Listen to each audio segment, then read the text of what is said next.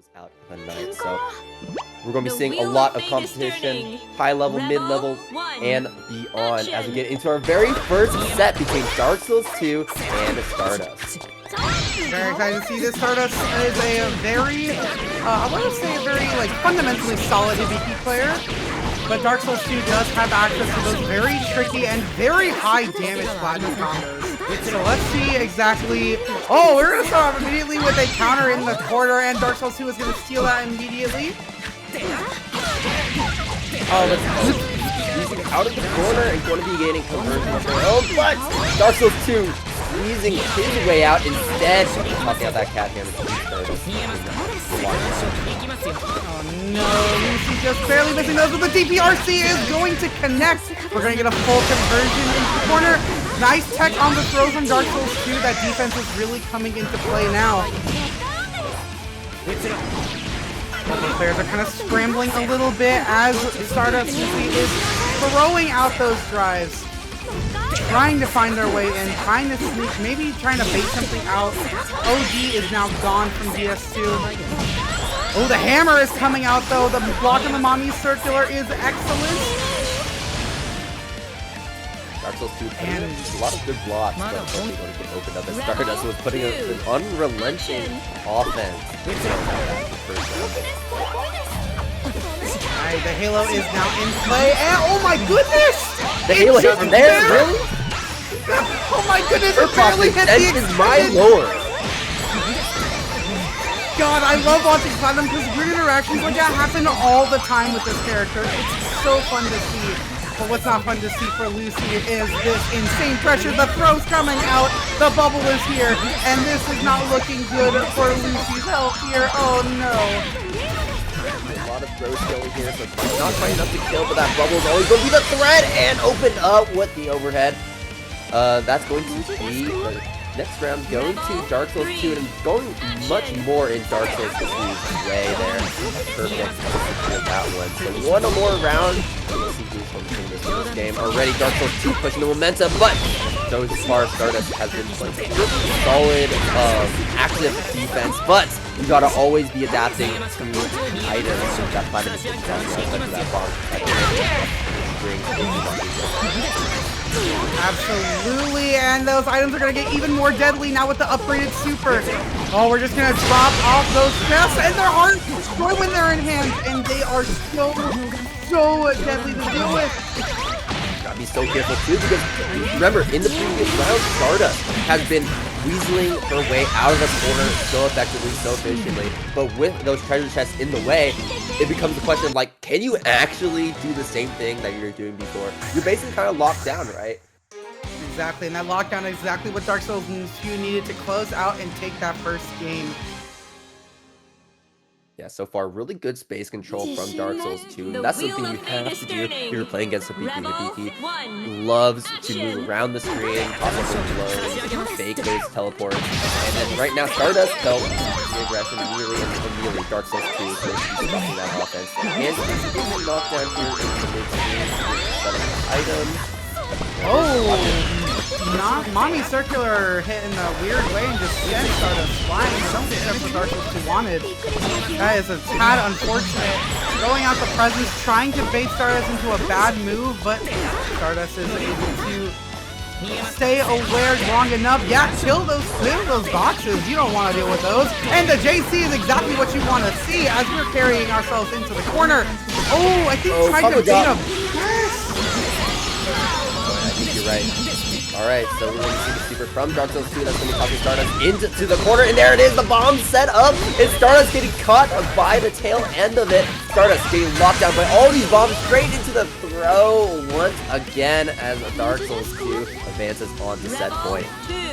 Excellent use of the bombs from Dark Souls 2. They were just able to catch the startup of those drives, so you don't have to really deal with those fireballs and make Stardust Lucy second guess whether or not throwing out a projectile is worth it.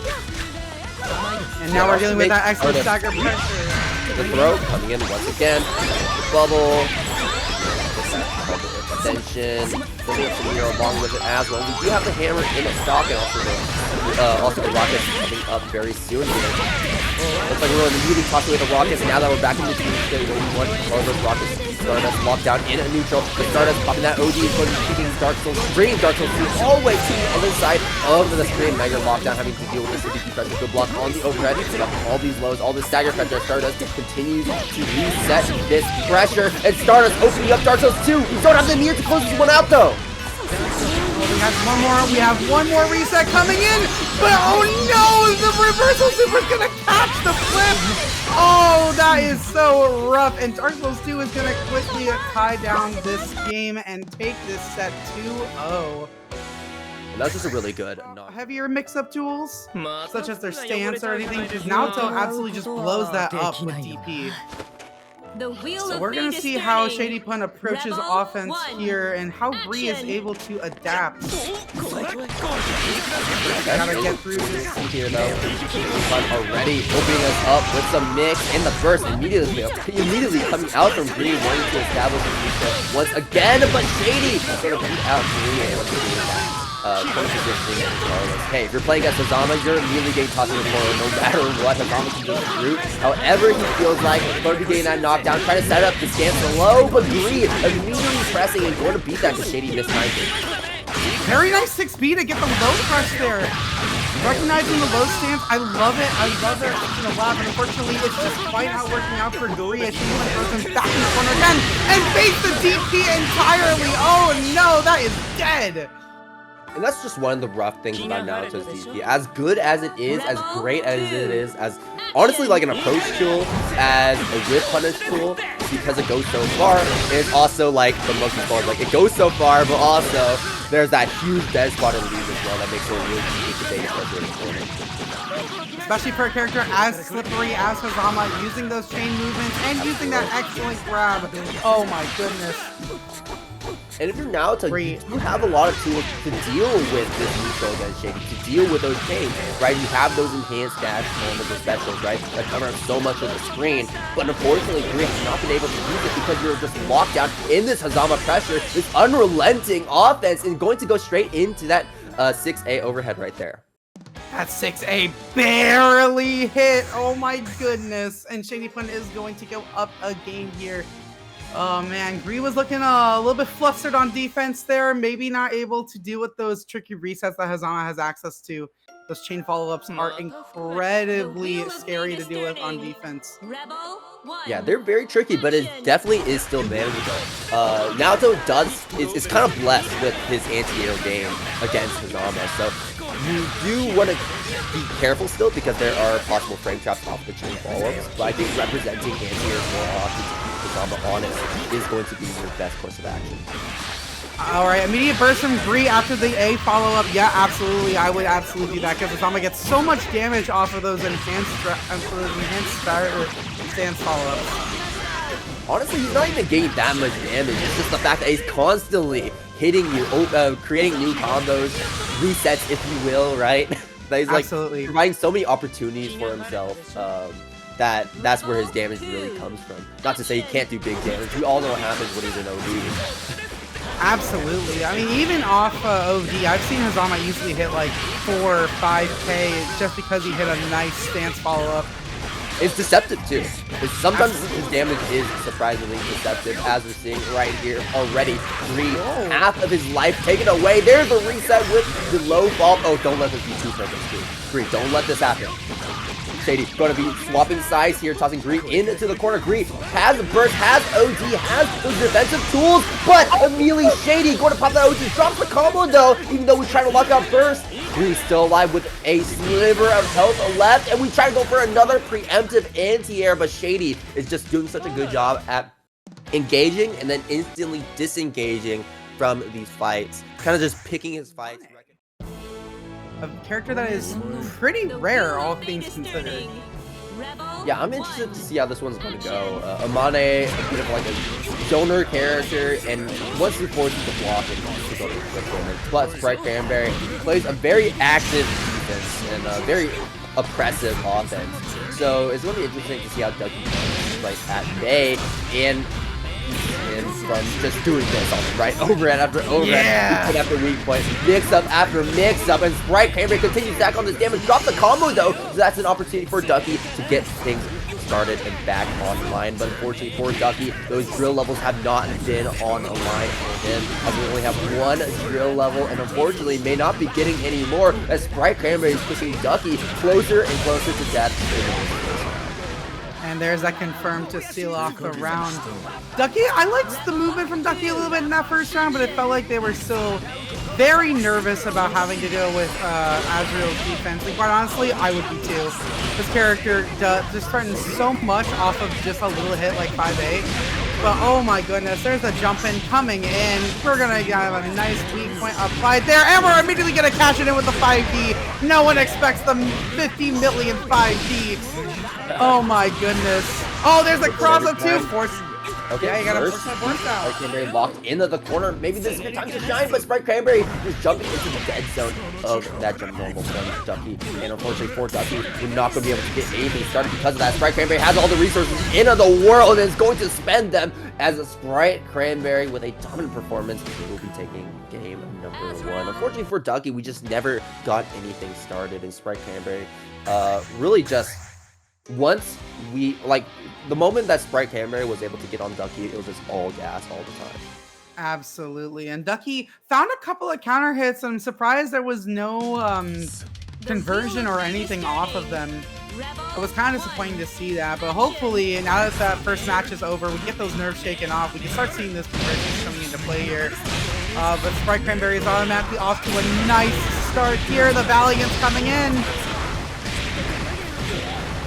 This is going to be a good grip of damage, but unfortunately for SpriteCranberry, we dropped the combo Ender, and Duckie is able to get all the way out, sets up the drill on the Oki, so Sprite has to block it, and there's the death spot. I mean, Duckie, the thing about him, man, every single time, like, I see an Amane normal whip, I'm like, this kid sucks. He is kind of tricky to use, isn't he? Because you do have those intense dead zones, and it is so easy to maneuver around them. But nice anti-air coming in from Duckie. Here we go to start this next round. Maybe staving off a little bit of that intense snowballing effect we're seeing from Sprite. Nice. Dingus coming in. Okay, this is a good start. We're going to be getting some damage with that combo. Going to be setting up the drill. Oh, but the DP from SpriteCranberry will get himself out of that situation. I like the air dash as well to swap sides against Duckie and catch the roll as well. Anti-air. This is massive as we have both weak points applied. We're going to instantly go for the cross of Duckie, now ready to block it. SpriteCranberry, I think, should be able to get the kill here. Blackhawk Stinger for the ender. It's going to be close. No, not quite. Duckie's still alive.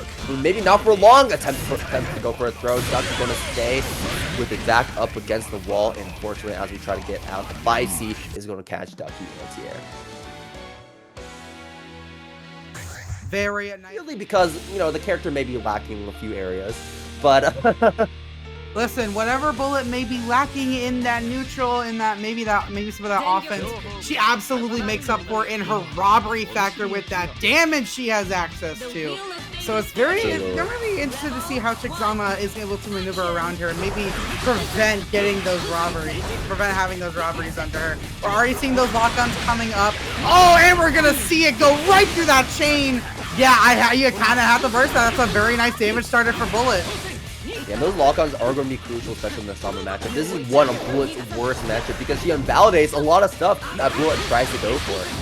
So you've got to be very careful when playing against this character. Right now, Andy is doing exactly that, but very decent. Give lock-ons to just stall in the air for a little bit, push Chickzama off, and Chickzama right now just biding their time, right? Just tossing out these chains, poking and prodding, waiting for their time to strike, and there it is! Andy trying to get in, and Chickzama immediately goes for that dive kick and stuff Andy in the air.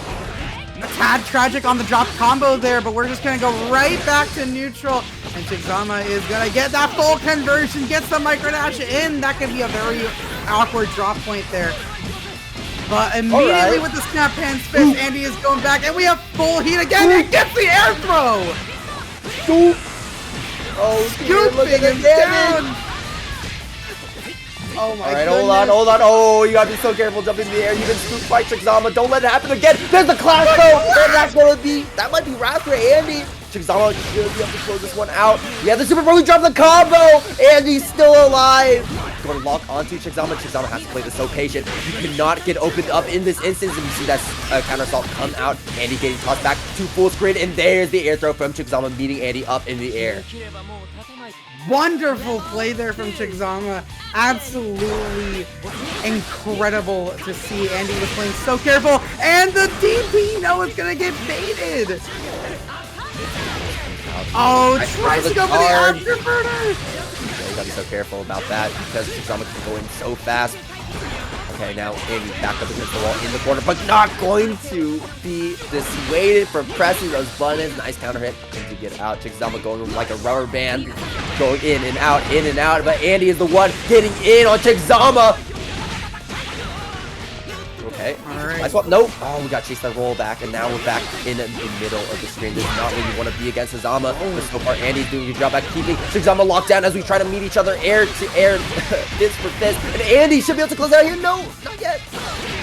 No, isn't able to get that follow-up that they needed, and we're back to neutral once again. Well, these players are trying to find that area, find that little bit where the guard gets dropped, and get in for those damage, get in for that damage. Oh, and finds the flash kick. Oh my goodness, Chickzama is just popping with those.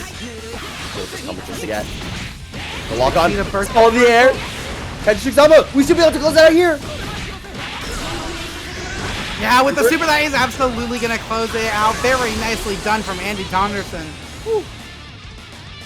And you can tell, like, Chickzama is, like, a little bit wary in their play, right? As Hazama, and even more so in the gold matchup, you don't want to be close to these characters. So you want to be playing as late as possible, just tossing out those chains, waiting for an opportunity, and then once that opportunity arrives, then we go in. And right now, we're just going to be pelting Andy with these 5 Bs. There's the stance, though, and that's going to be Andy's free ticket to some damage.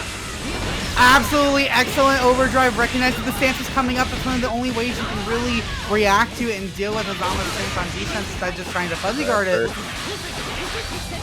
Don't want to take any more damage.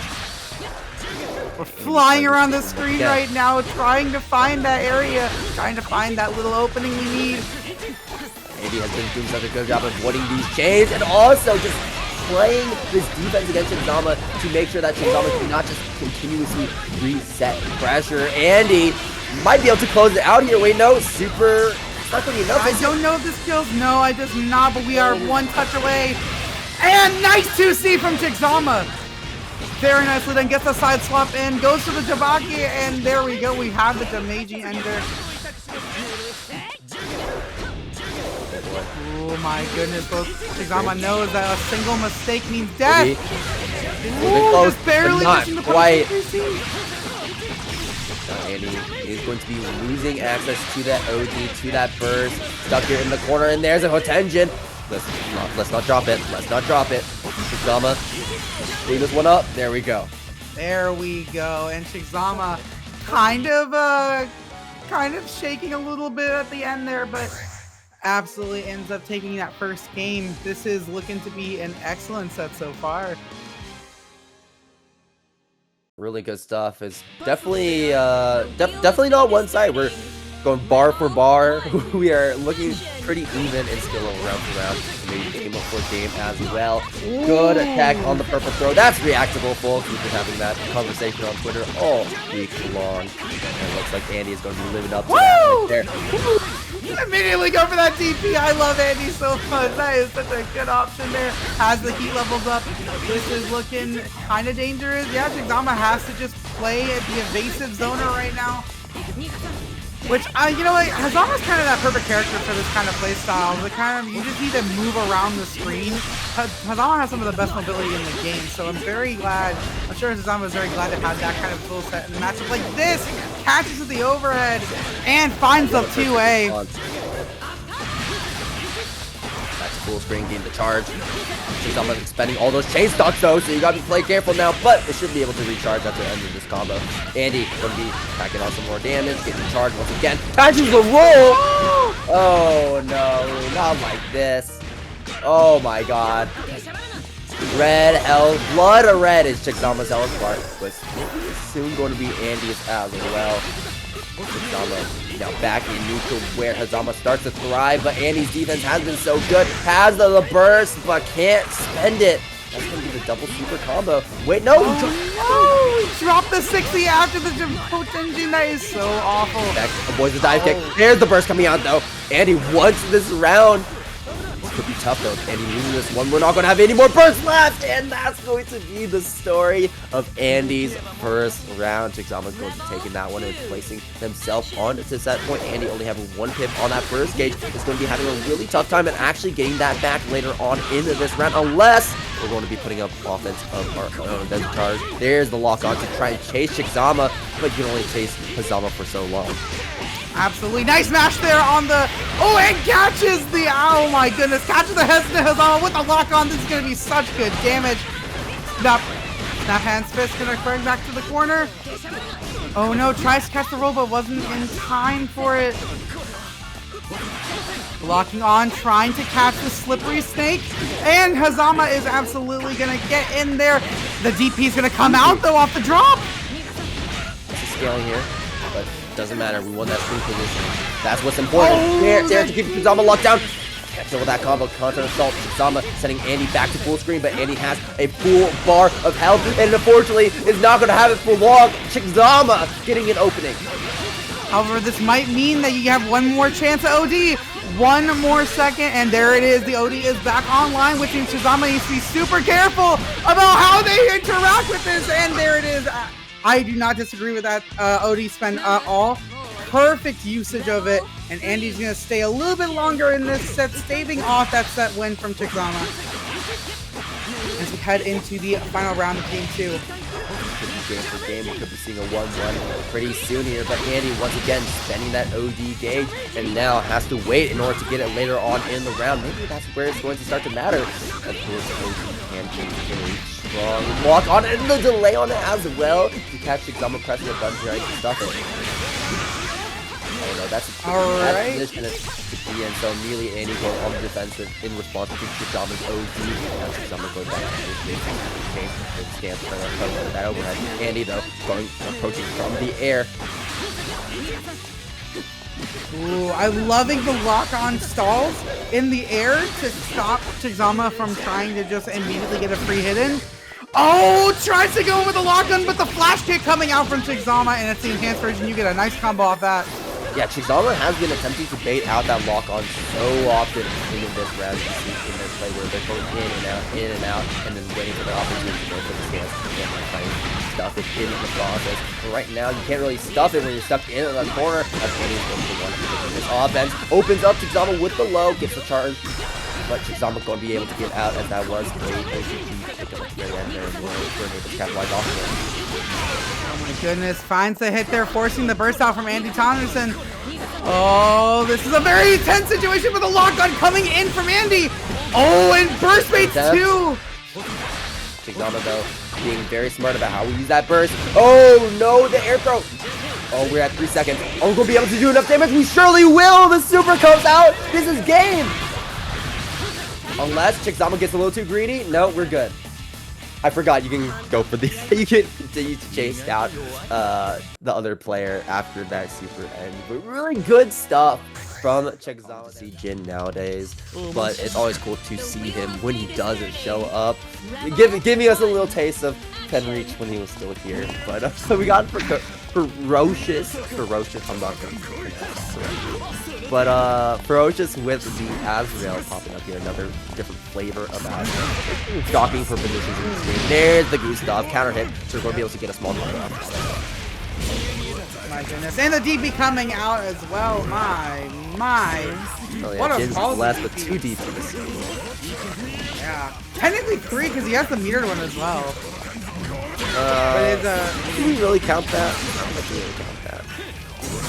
Well, no, I mean, absolutely, I'm counting it right there because that is a counter hit free. Yeah, you kind of have to burst that because that's going to be a lot of damage and some weak points applied. You really do not want to let Azrael get started. He will just snowball you if you're not careful. All right, shutting off the Gustav. Ooh, whoa. Hello, weird counter hits. We love seeing those. Uh-oh, fatal counter. immediately. Ooh, got the Ferocious going to be back in right off. Okammunist going to get the freeze, get the extension. Not to kill, we don't have the resources to do so, and that wasn't the best starter for Okammunist, but there is a pretty good starter right there, as we're going to be getting that overhead with the jump normal, and going to be opening up Ferocious on top, as Okammunist is going to take that first round. Both players without that OD gauge, but Ferocious is a bit closer, going to be growling to consume that fireball, and now Ferocious is going to be the one setting the pace. Yeah, love the threatening of the 6C to try and bait out and try and punish those jump outs. Very nicely done. Kicks the full pick up with the, oh my goodness, with the Hazama. Oh, nice J2C counter hit. Oh, but no, you didn't want to spend the meter trying to extend that. You can get quite a bit of damage there, but you have to spend those resources. That is the most unfortunate part about Jin.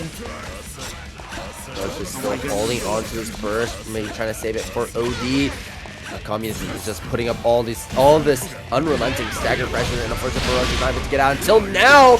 Oh no, but we gotta go for a reset or something. I don't know what happened right there, but we're going to be able to catch on the weak point regardless. We don't have the mirror to get the kill. Oh, we try to back up, and there's that snowflake on wake up. Oh, Communist. Okay, I see you. OD activation. Oh, there's the overhead attempt. But no! Ferocious dropped the combo!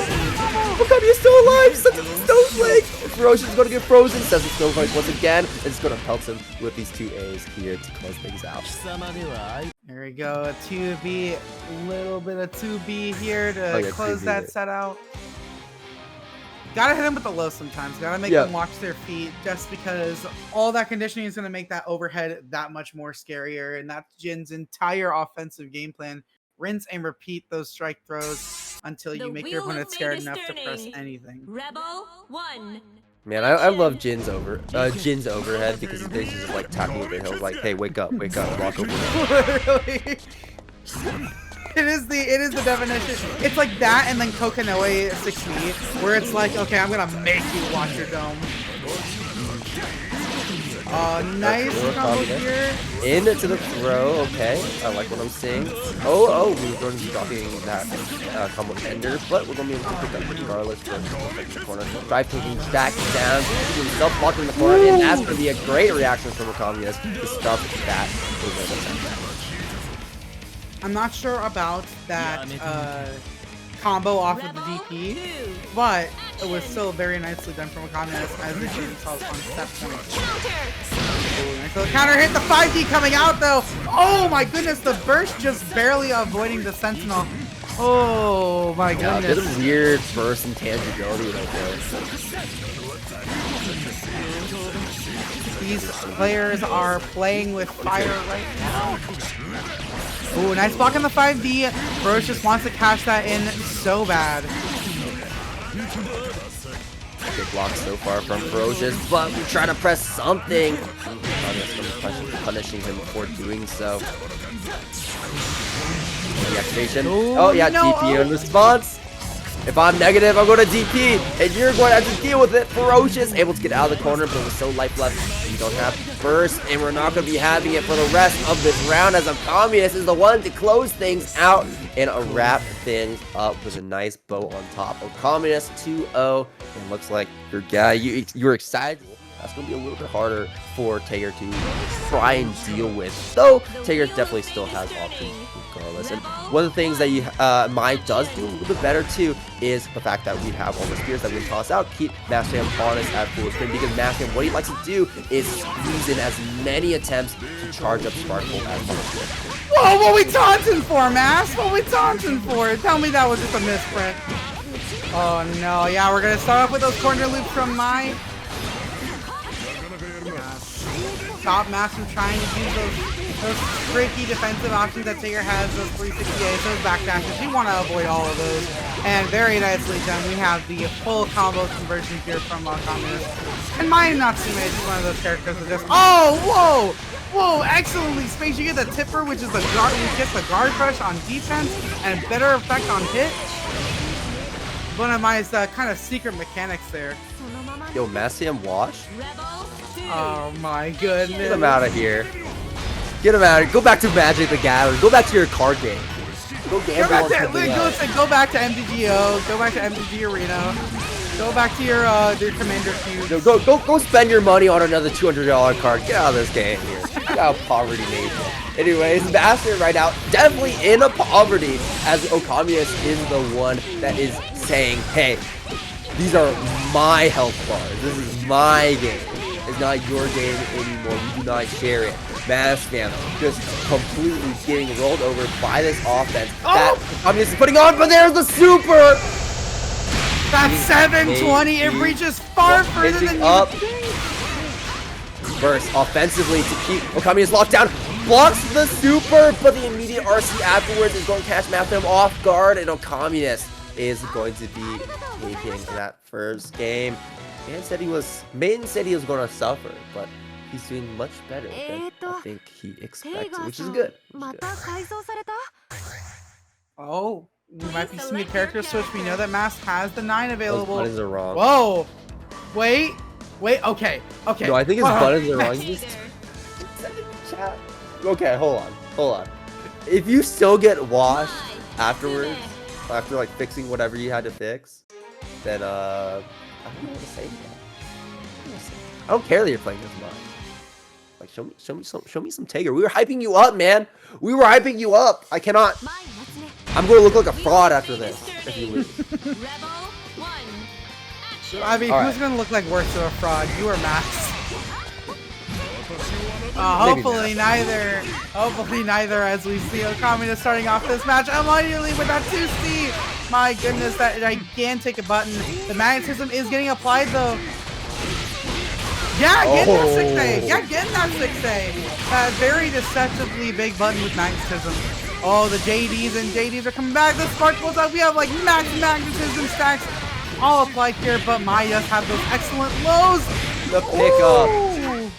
Mastfam getting Okammunist stuck into the corner. I love that move right there. Just make sure that Okammunist stays on the ground. Magnetism applied once again, gets the Spark Bolt charge. Should be able to get it pretty soon here, and we'll have it now. Okammunist, though, getting a small pickup against Mastfam. Mastfam having to block this incoming Nick. It's going to get opened up. There's going to be another knockdown for Okammunist here, stuck in, as Mastfam is stuck in the corner. As Spark Bolt has access to the super, and Okammunist going to respect it this time, but backing up, trying to shimmy it out. Another opening. Oh my goodness. Then maybe. Maybe not. No. That combo is not enough to kill, but that surely will be enough for Okammunist to what to spend. And just like that, Okammunist quickly getting himself onto set point. Oh my goodness. I can see where Ticker player said this might be his worst, but besides like Izanami, this might be his worst matchup. Oh no, the tipper is coming out! Oh man, this is pretty rough. Version, almost 4K off of a tipper hit. Oh my goodness. Yep, oh, and there's a huge anti-air from Okammunist, keeping Mastfam in the corner. Where do you think you are going? Oh dear, working on a perfect. Open up Mastfam with the low once again. Catching and mashing, maybe catching him with that 360A. Oh my goodness. It's pressing a button. Mastfam trying to get out. OD activation. Okammunist playing at this range where it's difficult to try and make something happen, but we rush back in, but we're unfortunately going to drop the combo. Sparkbolt going to keep that magnetism applied and going to be siphoning Okammunist right back in, but as Mastfam tries to press an option on defense, Okammunist is going to catch him immediately, and that will be the set going to Okammunist. Mastfam just constantly making these first place placement, top 8 placements so easily. Now, this is a matchup I haven't actually seen very often. A player matchup, at least. Of course, we see Don in his own way, but Chickzama always play in these online brackets, so we'll see how Chickzama fares, especially when you have to play against that doll in neutral. It's always going to be so tricky as Hazama, and it's not going to be very clear how you're going to play this game. Oh my goodness, yeah. Both players forcing each other to burst there. Whoa, that is not something I usually see either of them do. Oh my goodness. This is kind of just a weird alternate version of El Clasico, isn't it? Because we're seeing the Relius Hazama matchup once again, but like now it's Chickzama instead of Buzzama. We're changing out the Zamas here, and it seems to be making no difference. Don is back at it again with that delay overhead. And there is the ending that we all expect. Don proving why he's just that good at this matchup. Don't do Chickzama like that, though. We're not gonna try to. But this is just a matchup that Don has played so often through so many brackets that I think he's just gotten to a, like, no matter who you are, I think he's gotten to a level of comfortability with this matchup. I don't know if there's many tricks that Chickzama will be able to pull out where Don's just not gonna know what to do. Oh, but maybe not. Maybe I'm eating my own words actively as we're speaking. That chain was a little bit unexpected there. Regardless, Don able to still get himself back up and just completely wipe house against Chickzama there in that second round and cleaning up that first game pretty efficiently. This is, I believe, Don's first game of the ladder as well, so already starting us off strong. The wheel of fate is turning. Rebel. Alright, game to game number 2. Let's see how Chickzama adapts to Don, as Don already has this one on a lock in his head. First from Chickzama, going to be able to get out of that combo immediately, but we won't have OD later on, and that could be a problem as Don is going to be locking down Chickzama into the corner where Relius is going to thrive. We have full dog gauge. We can start taking turns, play this super safe offense. We don't even have meter for counter assault, but Chickzama doing a good job at blocking it all until that overhead comes in and going to be tacking on 1600 damage onto Chickzama. Counter assault finally coming out, and now Chickzama going to be able to swap sides. That's good. Very nicely done. I like the defense coming in from Chickzama. Oh, unfortunately, Don managing to find the hit again and side-swapping, taking back that corner. This is such an intense game of tug and war. Oh no, we're finding it with the low off of the Valduos. That is going to be the third round to Don in a row. One more round and Don's going to be cleaning up his first set of the night. Chickzama backing up, just wanting to make sure that Don does not get in close, but Don is just being so aggressive. Okay, sending out the doll. Gotta do a little bit of doll damage if we can. I'm seeing a bit of that spot dodge. See again, but Chickzama going to be delaying things just a little bit with that stance over to catch Don. And unfortunately, that he had the first. Oh no! What a burst phase! The call out from Don, absolutely insane with the spot dodge. Man is playing on a whole nother level. He's playing like he's playing Smash Melee, and right now Don is going to be making sure that Chickzama is not going to be able to get out of this situation here. Oh no, wasn't able to fully convert that 2C. That might have been what he needed, but the air throw is absolutely coming in and not quite able to close it out yet, but with the lead lay covering with the 6C. Probably caught Chickzama trying to catch a button, trying to stop him. Going up in attendance in Texas. In 2025? Dude. We love to see it, dude. And we also love to see Bruisblack coming out and trying to see if we can stop Mastfam from showing what they've got. Oh no, but that is not what you want to see. The gadget finger into the 360. Ooh, and that's not what you want to see either. The TV going to get blocked. Bruisblack spending the burst immediately. But that Magnus is going to be working a little bit in Bruisblack's favor as we get that game. And Mastfam spending the burst, and now you're in a difficult position because S can start to put you into what I would like to do, the S zone with all these press. And it becomes very difficult. Where do you press? Where do you do something? Because you're just locked down by this projectile. Very nice conversion there. Ooh, you like that, tries to go for the 720, but I like the stall for the air fireball there. Very nicely done from Gree. Let's see, overhead and we are just playing the game like we are playing a single player game here in training mode, right? We're just setting up our next cover with Mastfam getting opened up after death by 1,000 times. But right now, Mastfam is going to be starting us off a little bit stronger, a little bit faster as we start off with that throw into the magnetism and into multiple OP guessing situations. Oh no, but even after that block, JD, you have so much magnetism. All it takes is 1 360 and you're suddenly in there. Oh, and there we go. That full conversion with the crush trigger is going to end that round right there. Mastfam returning in kind all of the hits that Gree gave him that first round. Looks like we're starting things off once again. JD cross up, gets opened up by the low, but Mastfam able to get out, and all these JD approaches from Bruisblack is just catching Mastfam. Most of the time it feels trying to get a bit of that sparkle. We're going to lose it as we try to spend it immediately. The activation straight through the crest. That's one of the things that S can struggle with, is that all those crest normals are OD susceptible. So if you're using it a lot, if you're using it in a predictable way, well, players can call that. Oh no, the Sparkle is absolutely gonna crash him out, and there you go. Mastfam's gonna quickly take this first game. Such a match-defining tool.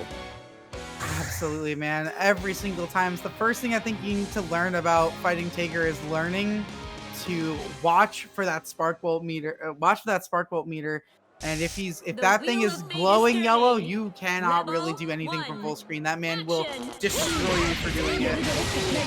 Yeah, I mean, it's just good in general. Like, even if it gets blocked, even if you don't get your combo, you really just care about getting that magnitude, so you start playing that annoying game of just siphoning the player to you instead of trying to approach them from the far. Especially when you're a character like S, that can just keep you at bay with these giant normals, these giant projectiles, and it can be very difficult trying to get in. Mastfam is going to be getting that throw as Bruisblack kind of does the work for him. Gadget Finger DP though is not going to be dealing with that mix-up, that reset situation, and now Mastfam is going to be put into this mix-up situation after this ender with a JD set up. Mastfam opened up, and a Bruisblack getting yet another round, but Mastfam has come back from this, as we saw in game 1. Nicely done. The 5D coming out though. My goodness, that gigantic hitbox out of nowhere. And there it is once again, where he's getting so much value out of that move. Whoa! The 6A is absolutely gonna armor through all those fireballs. Oh, the crush trigger? You don't see the crush trigger very often from Tager, mainly because there tend to be better options from him. But really good stuff there. That actually ended up putting Mastfam into a barrel position where he's able to do a lot of damage here. You know, no disrespect to Hippolas, but this is what we talk about when we say Tager can do a lot of damage on his strike. That combo just did not end. It does feel like that. He starts to just loop damage, and you're like, wait a minute. Is it overstay? Like, wait, it just keeps on going. It just keeps on going. It just keeps on going. Like, I'm holding the button, right? I don't see it going blue. Oh no, but speaking of blue, Mastfam is seeing black and blue off of that nice hit. Oh, with a Sparkle for the conversion. Oh no, drop the combo though. Okay, no, Mastfam's still in a good position. And I like that we mix in that move right there. Like, right there, because basically what that's trying to do is that's trying to eat through Bruisblack, trying to go for those aerial options, maybe like JD, because he's been representing JD so often. There are other people I know that went down the same route. Omega Lid, for example, he may not be playing position, but he is playing Under Night in the middle. So it's really cool to see how these games kind of accrue new player bases just with the properties that they need. But anyways, this is full-on Blazblue for Central Fiction, y'all. Sorry for the wait. We're back with the ladder, and we're going to be watching Bruisblack step up to play once again, play against Gree. We saw Gree in what I believe it was the first set. So this is how he ends up. Yeah, second set. We saw Gree fighting SpriteCranberry. No, was it SpriteCranberry? No, it was Chickzama. So yeah. We're going to be seeing how Gree is able to adapt. Unfortunately, Bruisblack kind of just snowballed that round there. Which S is also very good at, just kind of picking and choosing when to engage, and then kind of snowballing from there with her incredibly good tools. If you're not ready for her gimmicks. See that Gree is trying to push to the ground for those low fireballs. Really smartly placed from Bruisblack. Going to be blocking out the DP, baiting it out, and going to be getting a nice combo along with that as well. Drops the combo though, so Gree getting another opportunity to get things started. Oh no, misses the micro dash on the 5D. That was going to be such a nice ender. Okay, we OD through the 2A staggers, and we get the full conversion with that 2D. Very nicely done. I loved the fact that Phantom Pain finally worked there. That move is so nice for Naoto to have, because it's kind of a command grab. It's completely unblockable, even if you're in the air or whatever. So it can act as a very good anti-air, because it's kind of a risky one as well, because it doesn't hit very high up. Oh, I like that too. As Gree tries to get a little cheeky and swap to the other side. Bruisblack going to be getting a lot of momentum off of that crest, going to keep Gree locked down, but we immediately pop that OD, sending as a pause button, see what Bruisblack is doing. ODEA in response, super to the whip. Block the EA, but you don't block the super right after. God, that is such a thing that I have been hit with before. Alrighty. Bruisblack with a game on the board. Gree able to take a round. We're looking pretty even so far, but when Bruisblack is winning, it really does feel like Bruisblack is a winning, and Gree is the one that's a little bit on the back foot. Ooh, okay, nice sway into the confirm. Let's not drop the combo. Looking good, looking good, looking good. Oh, we dropped it. It's going to happen eventually. I mean, Naoto's one of those characters that, like, kind of demanding combo-wise in tournament, but also has, like, to the top level, not super scary pressure, but to those, like, intermediate levels, that stagger pressure is one of the scariest things in the game. The sway's coming back out, though! And gets the second one for the side swap! Very nice! Blocking the 6A? He's hit the high, he's hit that W, and now he's going to start swaying every single opportunity he gets. It's going to be the end of him. Oh no, jump too high up to try and see if Bruisblack was afraid, but Bruisblack just had no fear with that 6B and is carrying him all the way to the corner for it. Ooh, gets the enhance Inferno. Oh my goodness. Rebel 2. Alright, Divine Gree, Smasher coming out. See, what did I tell you? It's like crack to these Naoto players. They sway once, it works. They sway and again, it works 2 in a row. They're just gonna keep on doing it, man. Oh, listen, dear. sometimes Brew, you just kind of have punish. to be doing. Oh, Brew, no. punish Gree for doing this. I cannot let this keep happening. Listen, if it worked once, it might work again. Stop letting these Naoto players get away with sway. It's addictive. Alright, Bruisblack. No, okay, the okay, crest okay, overhead. BP out. Going to catch Bruisblack. Oh no! That's... It was a little bit poorly timed there. A little too early. And now Bruisblack going to punish him with OD into that little small combo right there. And now we're looking really even. Bruisblack on a set point and going to be getting this nice start. Tossing Gree into the corner, but Gree going to respond immediately with that DP on wake up, knocking Brew off and counter hit. But we did go for a sway, meaning we're not going to get the full confirm, but we're able to get a pick up regardless as Bruisblack tries to press something or try to get out of that situation. Now Gree has him locked in the corner. I love that we caught the roll. Even more damage. Ready OD, we're trying to get the maximum damage out of this combo. Spain the super will be enhanced, it would be enough! No, it isn't! Oh no, unfortunately, I think the Divine Smasher was activated just a tad too late. OD ran out just before it was activated, so he didn't get that enhanced property. But it will not matter. Gree was able to keep the pressure on and get that game, tying up this set 1-1. We're going to game 3 between these two. Right, game at number 3. Things are looking quite even. I mean, we saw it in that first set where it was 2-0 but close because Gree was starting to bring things back. We'll see. All right, anti-air. We're starting out immediately with that Phantom Pain. He loves that move, and it is so working out for him. Okay, but that crest, you cannot sway all the way through that because of that second hit. Tries to skip through that neutral with the enhanced flash cade, but unfortunately, Bruisblack is. Oh my goodness! Lock. That's not it. I'm going for a decently sized combo route. Oh my goodness! Just does not care. Will DP through anything. Whoa! It gets the reset with the Phantom Pain. Whoa, what a conversion there. Oh no, doesn't complete the air ladder. And the 6B off the little footsie situation there will put Bruisblack back on set point. 1-1 for Black on set point with the lead. Gree needs to make something happen to stay alive. Okay, the JC catches Gree overhead, brings him into the corner. What are we going to do now? Set up the crest. Should be able to get the enhanced overhead, but Gree! Okay, we're playing that active defense and going to actually go for that burst as we're close enough to go for it. Bruisblack going to get smacked by the movement just for a little bit of damage.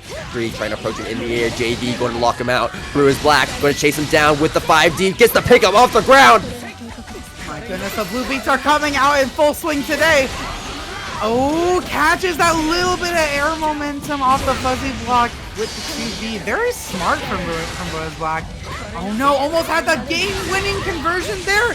Oh, and finds it off the overhead with the RC to confirm it all. And Bruisblack is able to take this game 2-1.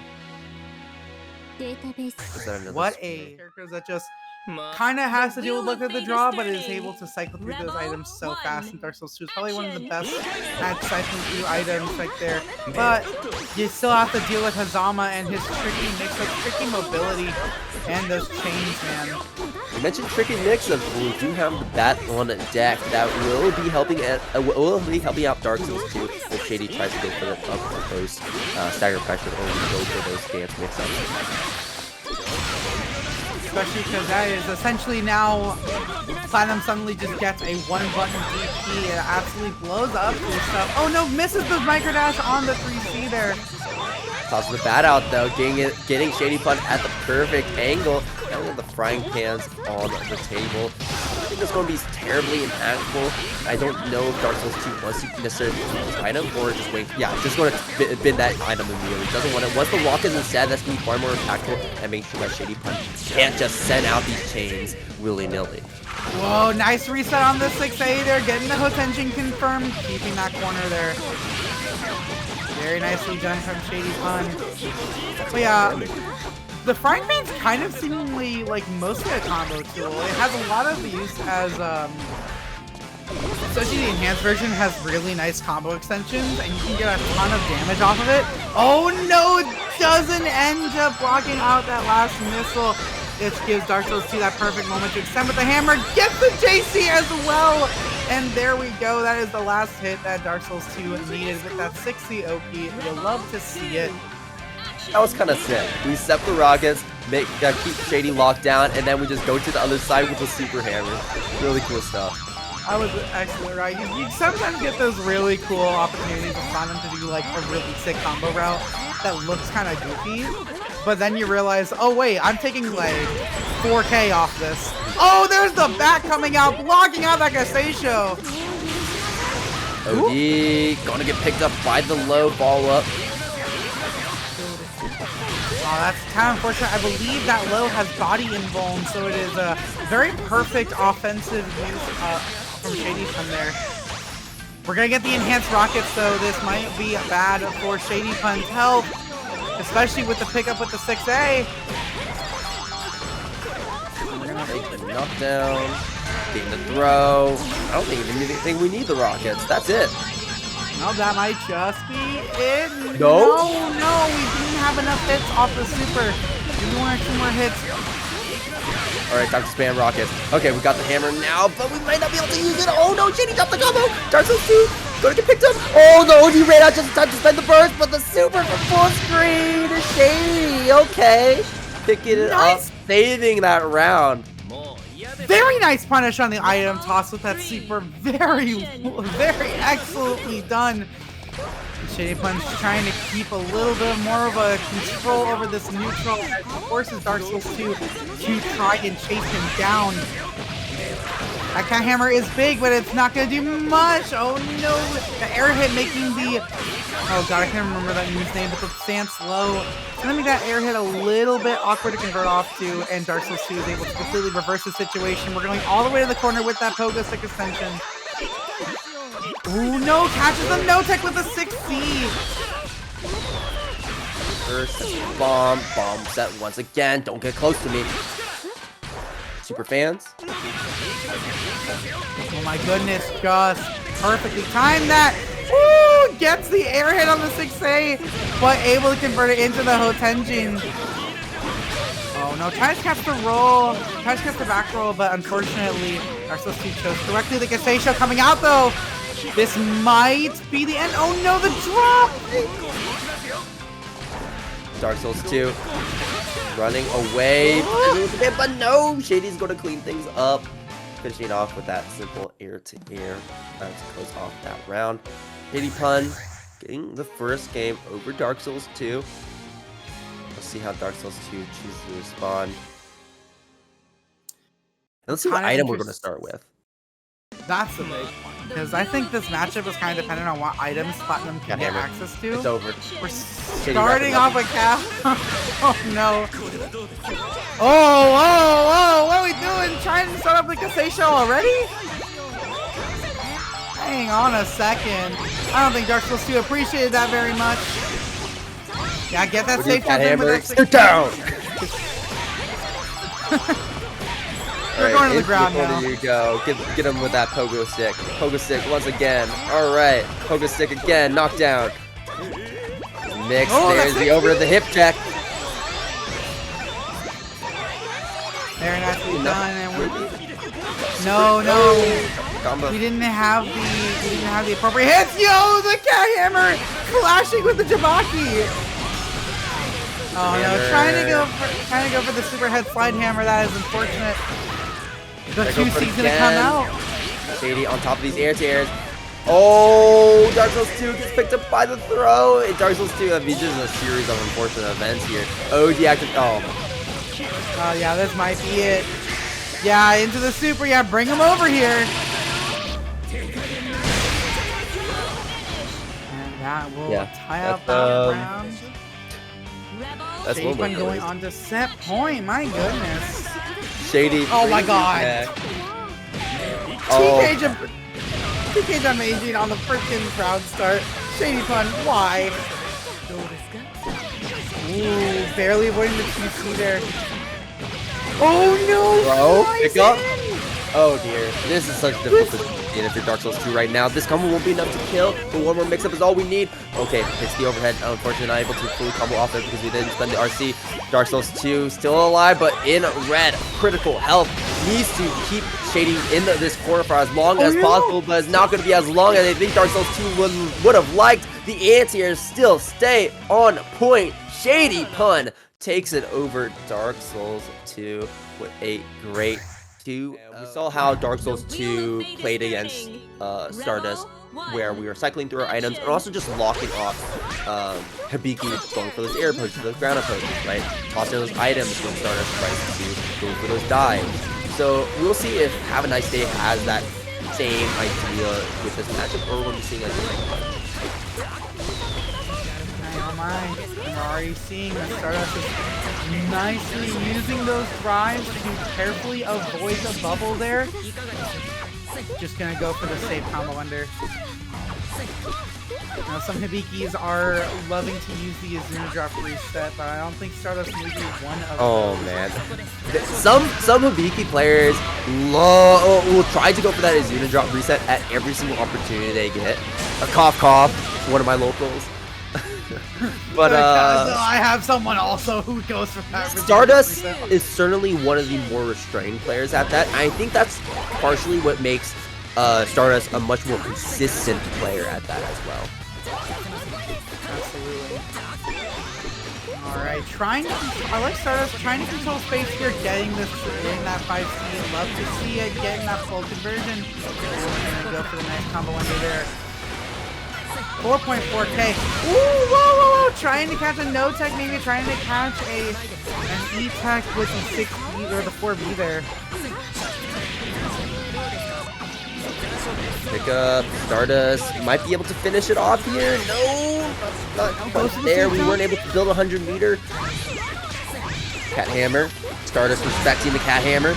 But there's the Azuna drop. You were in the perfect angle for Stardust to pick you up and scoop you up. And Stardust will be scooping up that first game of the set, trying to end things quickly. Remember, my Stardust goodness. is one of those players to get into top 8, so this could be a The wheel top of 8 fate is defining a turning. match if Stardust is Rebel able to 1. win this one with a 2-0. Action. Have a nice day. Looking a little bit nervous in that last round. Maybe wasn't quite sure what was going on. Nice block, getting rid of that air bubble as well. And we're gonna keep going in here. All right, we're going. We have some nice routes going in here. First solid combo for Have a Nice Day, and already we're putting on this offense with the bombs. It's actually a little lucky for Have a Nice Day to get bombed twice, because it kind of does double duty against the DP's way of approaching you by catching in the air, and then if you try to approach on the ground with the clone, with the shadow clones, then it's still going to catch you regardless and stuff you in the process automatically. Have a Nice Day. I mean, looking so clean once we were on offense. Very nicely done. Got that round down. Now forcing the Stardust to maybe work a little bit harder for that set win. And we're starting off immediately with a nice combo here. Bats starting us off. Bats are a little more tricky to use. I know, Stardust really kind of loves that 6B. It's such a nice low crush. That option looking forward. There we Drop, go. knockdown, conversion. Nice.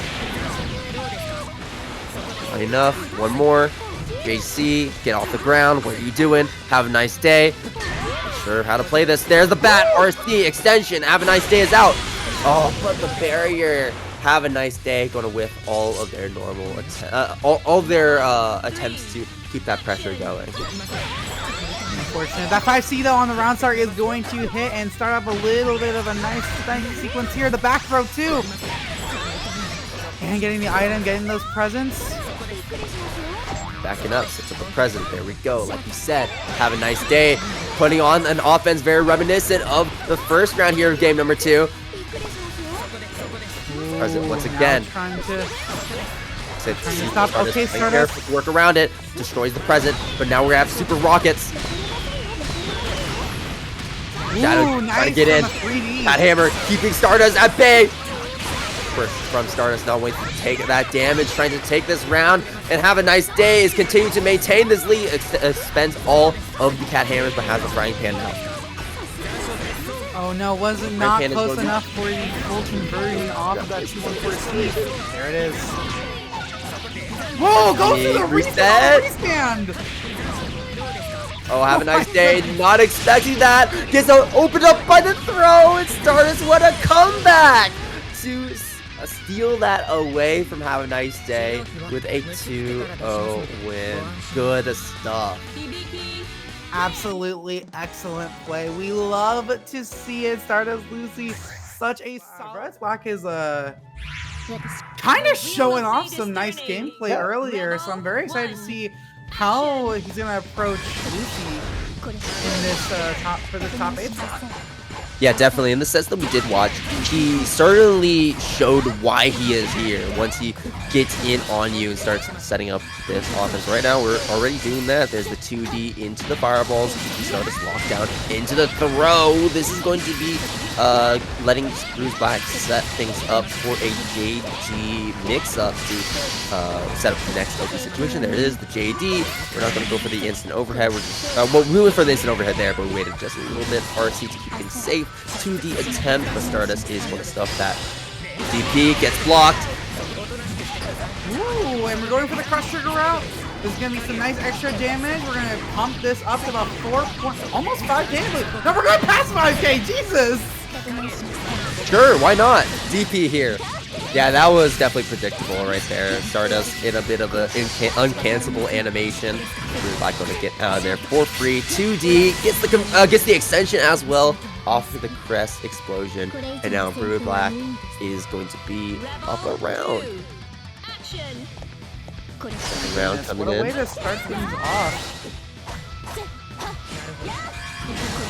5D, 2D, fireball, run up, 5A, stagger pressure into the cross of J2B. Good stuff. Bruisblack going to be getting the combo conversion with 5D. Blocks the DP. That's another combo for Bruisblack figure, but that was a bit of an awkward positioning where we're not able to fully get the corner. Especially with that blue beat. Oh, nice! Gonna frame trap off of that 2D. I believe that is a slightly plus on block. A very nice frame trap coming out from Lucy. The 2B is gonna clip that button though. Oh, 5A's coming. Oh, and the reset with the 2B is gonna be exactly what Bruisblack needs to silence this game. Yeah, the first round looking close, but the second round definitely going in Bruisblack's favor. As right now, yeah, 6K matches on the PSN is certainly going in Bruisblack's favor. All that experience probably helping out right now, and Stardust. Yeah, for sure. Oh, catching the 16 with the fireball. Oh, yeah, not quite able to get the combo with the Gawain. We'll be able to set up the crest activation. Gawain going to give way for potential combos, but unfortunately going to drop it once again. For Stardust, not really taking a whole ton of damage for the interaction with velocity and neutral. Ooh, DP through that gap. We love to see it. Completely hopping over the DP. Yeah, you gotta kind of burst that. That 16 is one of the best starters. Yeah, honestly, Bruisblack's DPs have not really worked terribly often, even in previous sets we've seen before in the ladder. It never really felt like it worked very effectively. It may just come down to poor timing or predictable timing. Also doesn't help that SDP is a little bit one of the ones that are slower on startup. So might be also a case of some pit stop OS going on for some more advanced players. Oh, potentially. Stardust on a Pixel, live a Pixel and a Dream, spends the super, but unfortunately, Bruisblack was completely out of that range. He's not going to be affected by it. Stardust maybe expecting an ID for Bruisblack, and it didn't come out. If it was an ID, that definitely would have caught though. I think. I need to look at that hitbox knowledge. Anyways, Bruisblack going to get that DP baited out once again. It's like clockwork at this point. Stardust, though, put in a much more favorable position than any of the other DP baits because Bruisblack is in the corner. We're going to do so much damage, 4.9k. There's the overhead into the RC extension, and Bruisblack is going to spend that burst. A very risky burst, just because Stardust has so much health remaining, but we'll see. Let Bruisblack cook, as now Stardust is in the corner to the attempt, but Stardust is going to jump out of that because that is most certainly fake. Very nicely done from Stardust there. Now we're heading into this potentially last round. Gonna see what kind of start that Bruisblack. There we go. Nice clip on the 5B. Ooh, and clips with the command jump follow-up. We love to see it. And catches the Azuna drop reset. Okay, Stardust is cooking now. The gas is on, the fire is lit, and we are going in with the safe jump here, locking that DP, forcing the RC out, and getting the weird cross-up too.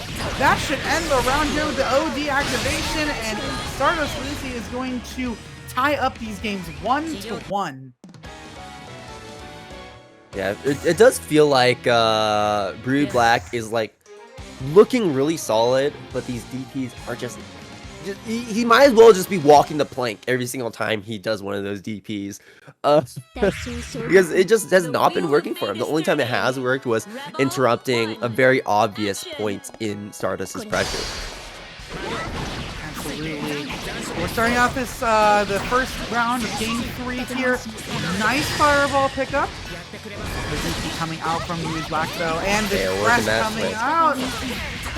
Crest falling HD. There's the classic burst from Bruisblack rather early on into the air. Throws to Stardust is going to get picked up by that. JD keeps Stardust a little bit honest here. Bruisblack going to keep pushing Stardust into the corner. Good block on the 6A. Bruisblack has to end that pressure now.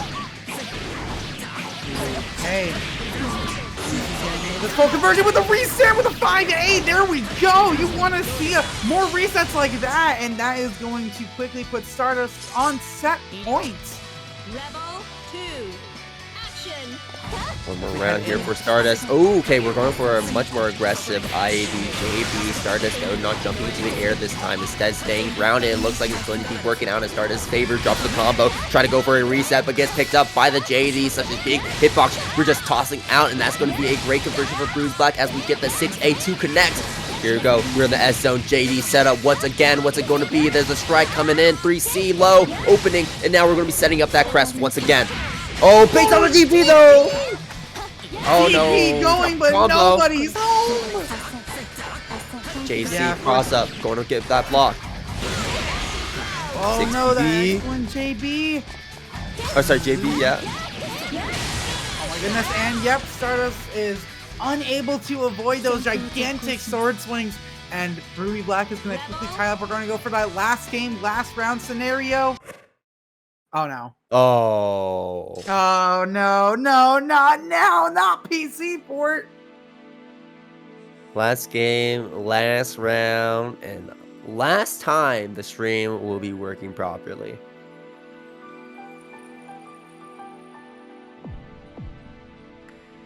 Well, we'll wait a minute. Play the Jeopardy music. Wow, that was... well, we know who disconnected. Wow, what? Oh no, Ethernet cord plugged out. That's not what you want to be seeing. Oh no. Well, it looks like it. Okay, let's go back into it. I think we're just going to start off this next round clean slate. Because that was just the final round. That was do or die for both. I think they now just have to play this last round out. Which... I believe so. Yeah, I guess it's now down to whoever wins this last round here, because it was pretty much the same game state. Both had overdrive, and therefore, both were going to reset with no meter. So yeah, it's just this last round now between these two. Whoever takes this is going to be moving on to loser's quarters. Now we're starting off this last round here. Fireball, run up 5A, cross up JD. This is that S Classics here. Oh, geez. C carry to the corner, yep. Oh, and goes for the throw. Full charge to Wayne. Oh, this is going to be a good amount of damage. Reset. You got a burst there, you're on your tournament life here. And you haven't hit him a single time. That's looking a little rough. Oh no, the overhead. It's the 6A. Pick up Stardust. Oh, sorry, Bruisblack is going to be taking over Stardust with a perfect. Oh my goodness, not the PC for drop into the perfect. Oh no. See exactly how this matchup goes between these two. We're going to start things off our top 8 losers match between SpriteCranberry and Tandy TONDERSON. Both players have impressed us in ladder before, and we're immediately starting off with those 5Gs. The dome knockers are coming out. Okay, Andy going for the small stall with lock on like always. SpriteCranberry playing patient, maybe trying to wait for an anti-air or just not biting. But there's the anti-air coming out. I mean, just such a big anti-air. You can't go for that if Andy's in your way. And there's the 5C as well, representing that option from further away. SpriteCranberry looking clean. Overhead after overhead, chain them together. And that is going to be a textbook Azrael round. Very nicely done from SpriteCranberry. Just keep popping those overheads out. Oh, the cross-up Growler! That's a very fast attack. It's super hard to react to. You can't match there as well. It's I believe it's a 5. I think it's Azrael's only 5-frame startup move. It's kind of wild. But we are seeing another wild start here. Andy carrying Sprite all the way to the corner there. That's Sprite undeterred. The DP coming out though. Yeah, you can see that Sprite is really trying to cash out on that low weak point. But unfortunately, the hits that we did find, we dropped them. And the hits that we're trying to get, Andy is working to make sure that they do not connect. Unfortunately, Andy's going to toss Sprite out of the corner. Fireball soaked up by the Growler. Sending the Growler projectile back. Andy now respecting it. And now doesn't have to worry about it anymore. So has an opportunity to approach. There's a stall in the air with the lock on. SpriteCranberry still has burst, but that combo not going to be enough to kill because Andy not looking to finish it. Drops the combo though. Burst from Andy. Right. Yeah. Left. Got one pixel of life, but Azrael just needs the one hit, and that is gonna be the end of game 1. SpriteCranberry living on a pixel gonna secure that last round. I do like Sprite trying to use 6C to catch the air movement from Andy, but unfortunately, because of lock-on, Bullet's able to stall at a range where 6C just won't hit at all, and it's kind of forcing Sprite to either wait it out or try and chase down, which is a super disadvantageous position. I feel like if Andy can secure more advantageous positions like that, this match might not be so close, or it might not be so one-sided as I feel like it has been. Right. So you don't have to worry about you don't have to be worrying about gaining advantage when you're already in advantage, as SpriteCranberry is being forced to block all of this out. Jumps the grab though, so Sprite going to be getting a ticket out of jail and going to be putting Andy under lock and key instead. Overhead, gotta block high. Where's your helmet? Not wearing it for sure. SpriteCranberry backing things up, playing a little more patient though. Now that Andy has made that space, cross up, anti-air, counter hit. High weak point is applied. We're going to go for the overhead this time around in response to the OD activation from Andy. Oh, I think that's enough. No. It's hard to say. No, yeah, we can't. Not quite enough. Not with that rooting, yeah. Yeah, it does not convert into super, does get the activator though, but the 5 A's are coming out, and SpriteCranberry is abusing every single last one of them. That Blackout Singer, not quite the end there, and oh my goodness, the Snaphat's fist! Oh my god! What a call out! We should have spent OD. If we spent OD, it would have killed. But SpriteCranberry wanted to hold on to it. Alright, very nicely done from Andy Tonderson there. Ooh, nice little conversion there. Oh! Alright, OD through the overhead. Very nicely done. Oh no, but the unfortunate reset there allowing Sprite to OD themselves. Ooh, yeah, catching the dome with a JB. Very nicely done from Andy Tonderson. This should be a nice hefty amount of damage. No, it's gonna end on the safe jump routing, but no safe jump activated as well. Gotta burst. Keep yourself in this lead here. Normally that is Andy away. Normally that kind of hero burst I wouldn't agree with normally because I'm just down a game. But as well, you're down a round.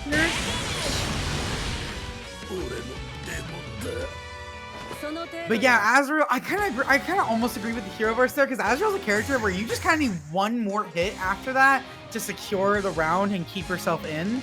Yeah. But unfortunately, SpriteCranberry was not able to find that hit, and Andy is going to tie up these games 1-1 here. Yeah, I don't really call that a hero burst. I call that a we gotta burst. Alright, game number 3. We're going the full distance between these two players. Weak point, okay. Lock on, stalling in the air once again, baiting on the anti-air, but SpriteCranberry still looking clean with those anti-airs regardless. Pop him up, knock him down, 2 weak points on Andy, avoiding the DP on wake up. That's dead. For sure, that is dead. Panzer, yeah, into the lockout stinger. That is a dead bullet right there, and suddenly Sprite is on set point. Rebel 2, action. One more round to go. Trying to catch Andy with those 6Gs, but that stall is so good in this matchup. Dash and gets the lock on. Oh no! Suddenly this isn't looking very good. Oh no, the DP coming out and hitting for Sprite. Whoa, nice routing there. Gonna get the full conversion to the corner. Y'all wake up. It's a 10. Why not? Dive kick come down. RT, some pressure. Lock on, trying to chase SpriteCranberry down, but SpriteCranberry getting just out of range. Massive pickup. My goodness, and both these players are suddenly on a last hit scenario. The EA is coming out, and I believe that was active flow, so that is absolutely going to secure the round. We're on to our last game, last round scenario. But Andy, no OD now, no burst available. This might be tricky to navigate. Azrael's not gonna leave you with a lot. Tries to backdash away, but Andy has been doing such a good job of catching all of those attempts. Oh, despite the OD, still gets hit. Oh no, catch the backdash with the lock on! Oh, we got the resources, but we can't kill here. We can't kill here. One more. One more, the clash with the PRC, the clash. Ooh, Andy. The crossover. That's it. Andy with a 2-1 upsets SpriteCranberry to move forward. Man, these Blazblue players coming out of the woodwork. I'm not sure how I truly know how this matchup goes for these characters. It feels like it is weird. I don't really know how it goes either. I'm not gonna lie. It's a bit of a mixed bag, quite literally as well, with Platinum in a rotating list of tools that you can bring out. Yeah, no, I'm not quite sure either, but we're going to see it play out. We know how Relius plays, we know how Platinum plays, and we're going to see this mishmash come together. Relius already going to be, or Dawn, oh my bad, Dawn already going to be starting us off really, really strong. I mean, Dark Souls 2 got some small hits here and there, but no real combos, and while Dawn, on the other hand, is just mixing up Dark Souls, especially with that dual bios. We just need to find that one opening, and then the doll is going to do all the work. Absolutely. Very textbook round for Dawn there. And we're going to head into round 2. We're going to catch him with that J3D. Oh my goodness. That J3D is so... That air button's so good. Just covers so much of the screen so fast. Ooh, but Dark Souls 2 not just bomb. Yeah, there's one thing that we can count on Dark Souls 2 for having. It's those rather obscure platinum combos that like you're gonna see once in a blue moon. The non-circular is gonna force Dawn to burst, but that is a burst from Dark Souls 2. That is not an excellent burst though. Oh, that is a tad that burst cost him the game. That is so unfortunate. Dawn getting the full punish there and taking that first game. Dude, that super doesn't even do that much damage either. But it was like, the health was so low at that point, it's like, yes, anything's going to clean that up. Alright, first game goes to Dawn. Second game, let's see how this goes. What's the round start going to be? We're just going to jump back, send out the doll. Dark Souls 2 going on the aggressive with the jump forward, trying to press something, really good stuff though. And now Dawn is going to put that pressure back on the table. It never left us. We're just changing how we did it before. There's the empty jump low, opens up Dark Souls 2, spends the OD just to recharge the doll gauge, and now they need to put on one or more mix of the unblockable coming in. Oh my goodness. Coming in for another hard unblockable, and Dark Souls 2 is not able to do anything. And Dawn quickly putting himself onto set point. 7 golden letters, the perfect coming in his way. Dawn is on a roll as always, just steamrolling through these rounds against Dark Souls 2. Dark Souls 2 going to get the super bat. Let's see if that makes a difference for him. If we can crack this shell that is Dawn. Here we go. Into the corner we go. Good block so far from Dawn. Able to block all these overheads and the lows. Going to get caught though eventually. Maybe trying to fuzzy jump out. Very nicely done routing here. You got a ton of damage. 2-way attempt. Gets stuffed. Dark Souls 2 on the map. as we were able to get a round for the first time this set. Frorocious 2 is able to even things up. This is a first to 2 still, so Dawn is still on set point. Dull catches Dark Souls 2 on the drop down, and this is going to put up a very favorable position for Dawn, or maybe not. Dark Souls 2 sneaks his way out. Whoa, nicely done.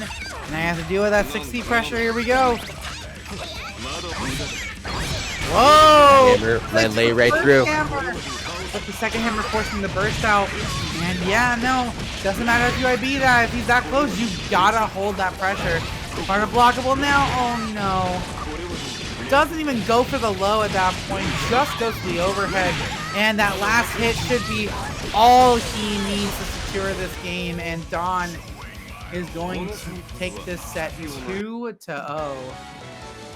That's all she wrote. That's all she wrote. So that's going to warp how Shady plays neutral with those chains.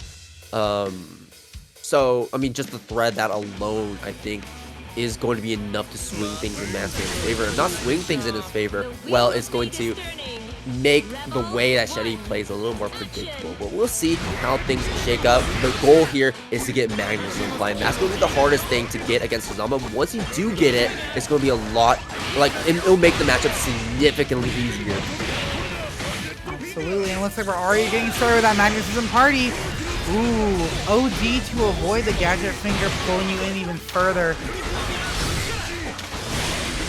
Ooh, and the backdash with the spark bolt. Whoa, what an insane option.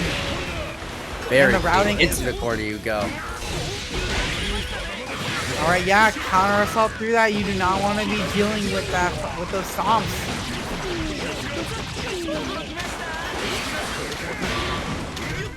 Ooh, the counter assault from Tager working out. And we are seeing, oh, whoa! Okay, sure. Getting the SBD off of the chain follow-up. That was an insane call-out from Mastfam's part. Absolutely, he's the master of insane call-outs. Especially when he is on Tager. This man just enables his insane playstyle. Okay, getting the overhead finisher off of the charge. I kind of like it. Unfortunately, ShadyPun proving a little bit more elusive this round and not quite able to fully evade him. Sparkle is going to apply some magnetism, but the Jabaki counter hit. Ooh, this is going to be some nice damage here for ShadyPun. And goes for the complete reset with the JC. No counter, hold on. All you need is one throw as Tager. We're going to start going for the side swap. It looked like a timer scam at first, but really you can't timer scam when you are below the health threshold to actually win. And Shady's going to be locking down that timer as we go for that OD combo, cleaning that one up.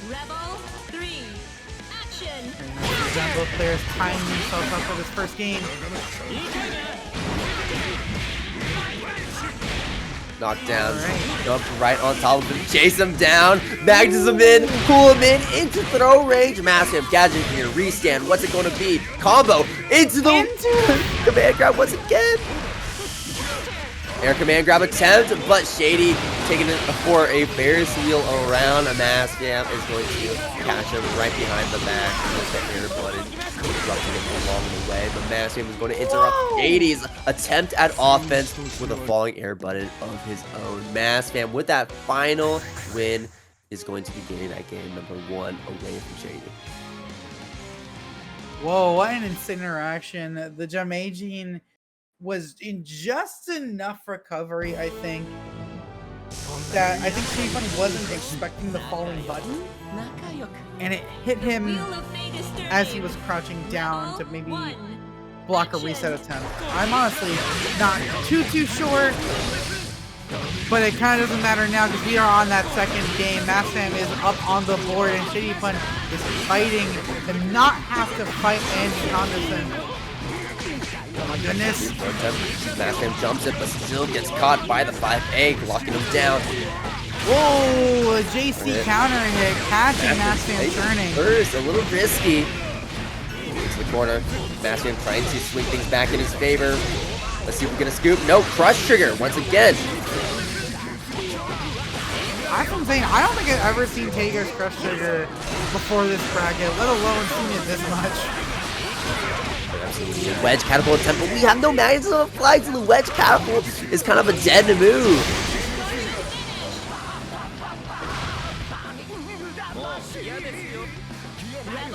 Okay. Alright. Another round. Gaining around, trying to avoid those attempts at magnetism. Oh no, but the Whip 5B is going to give Mastfam just enough time to get this advantageous position, get the magnetism slide, OD through the 6A. And we're getting that nice full conversion. Oh no, we drop it! Back Yeah, no, that move has guard point for mids, so that EA is not going to work. It was a tad unfortunate, but ShadyPun unfazed, trying to get through this. Okay. Spark Bolt. Oh, that was a huge Spark Bolt whip, but we're going to go and try to charge that one up in the meantime. Almost back to Spark Bolt full charge once again. Let's take you for a trip on this Ferris wheel. Mastfam going to get the knockdown here. Spark Bolt extension. Here we go. Knockdown. Oh, we're going to burst. No, we will not. Mastfam runs away with that second round. And now ShadyPun going to be holding on to that OD and going to be holding on to that OD gauge here for it could potentially be the final round of this set if Mastfam really locks in. Gotta play very carefully though. Don't have burst. Shady has to lock in for his winner's bracket life. May need that extra cushion of the winner's bracket. Very, very surprising is that bracket. We are going into here. Got the stance going up, gets the overhead, and gets a full conversion. Ooh, and we're going for the cross-up! Oh my goodness. Oh no, just barely misses the 60BB. That is unfortunate. Yeah, oh my goodness. Gets the 214B, gets the full corner carry, has the cross-up, but Mastfam pops up that OD with the EA to secure the corner. Active flow, throw, what do you think you're doing? ODing in my face, gadget finger rescan, killing the timer for the OD that Shady had left, and here's the damage that Tager can be known for. Air throw, what are you doing there? Up in the air, Mastfam scooping him up. We have the meter to extend this one. This should be enough to kill, and yes it will. Mastfam with a 2-0 best the Hazama matchup and moves forward into winners finals.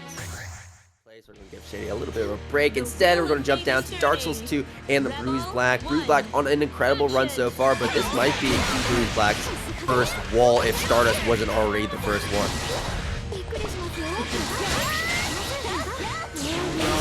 Starting off with that S pressure. Wayne. The 60 is going to get OD'd though, and this is a nice start off for Dark Souls 2. And that early life lead is setting up the present and getting the 6B to convert with the present.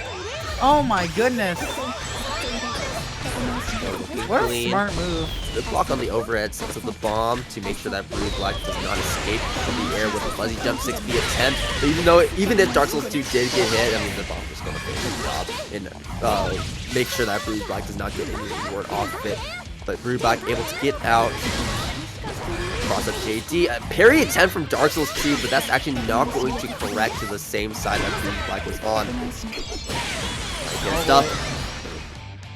But thankfully just got that one last hit to tie off the round. Rebel 2.